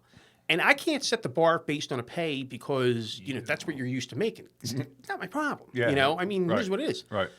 Let me tell you something. You know, that guy spent 2 more years looking for a job. I'll be darned. And you know, Yeah, well, that doesn't surprise me, really. you know, That's it you know, and had a big life-changing, you know, direction and so on and so forth. And you know, it was like, and the worst part really was kind of like, well, I don't really want to do this. I'm like, why do I want to hire you? I'm like, this is the position that I need. I'm not creating a position. I shit. have a need. And yet, you know, like I said, sometimes you see with some people that, you know, have created a lifestyle, but like it's like you're living so way past your means. Like, if you don't show up for a month, you're going to lose everything. Yep. That's you know, it's a tough way to live, man. You know. Check this out. That's how long we've been here. Wow, time flies. Right? Yeah. Time warp, man. Time flies. You get in this room and it's like, what? Yeah. Hey, listen. So we got to wrap this up, and I got there's a nice couple out there that I know that we're gonna have a podcast here with David Johnson, his wife Emma. Hi, Emma. Hello. So we got to wind this up. Awesome. Dude, I can't thank you enough. Listen, it's for my coming pleasure over. to be here and just chat and you know, talk with Ernie and everybody here. It's fine. It's all good. Something good comes out of everything we do. You Yeah. know, it's just how it's going to be.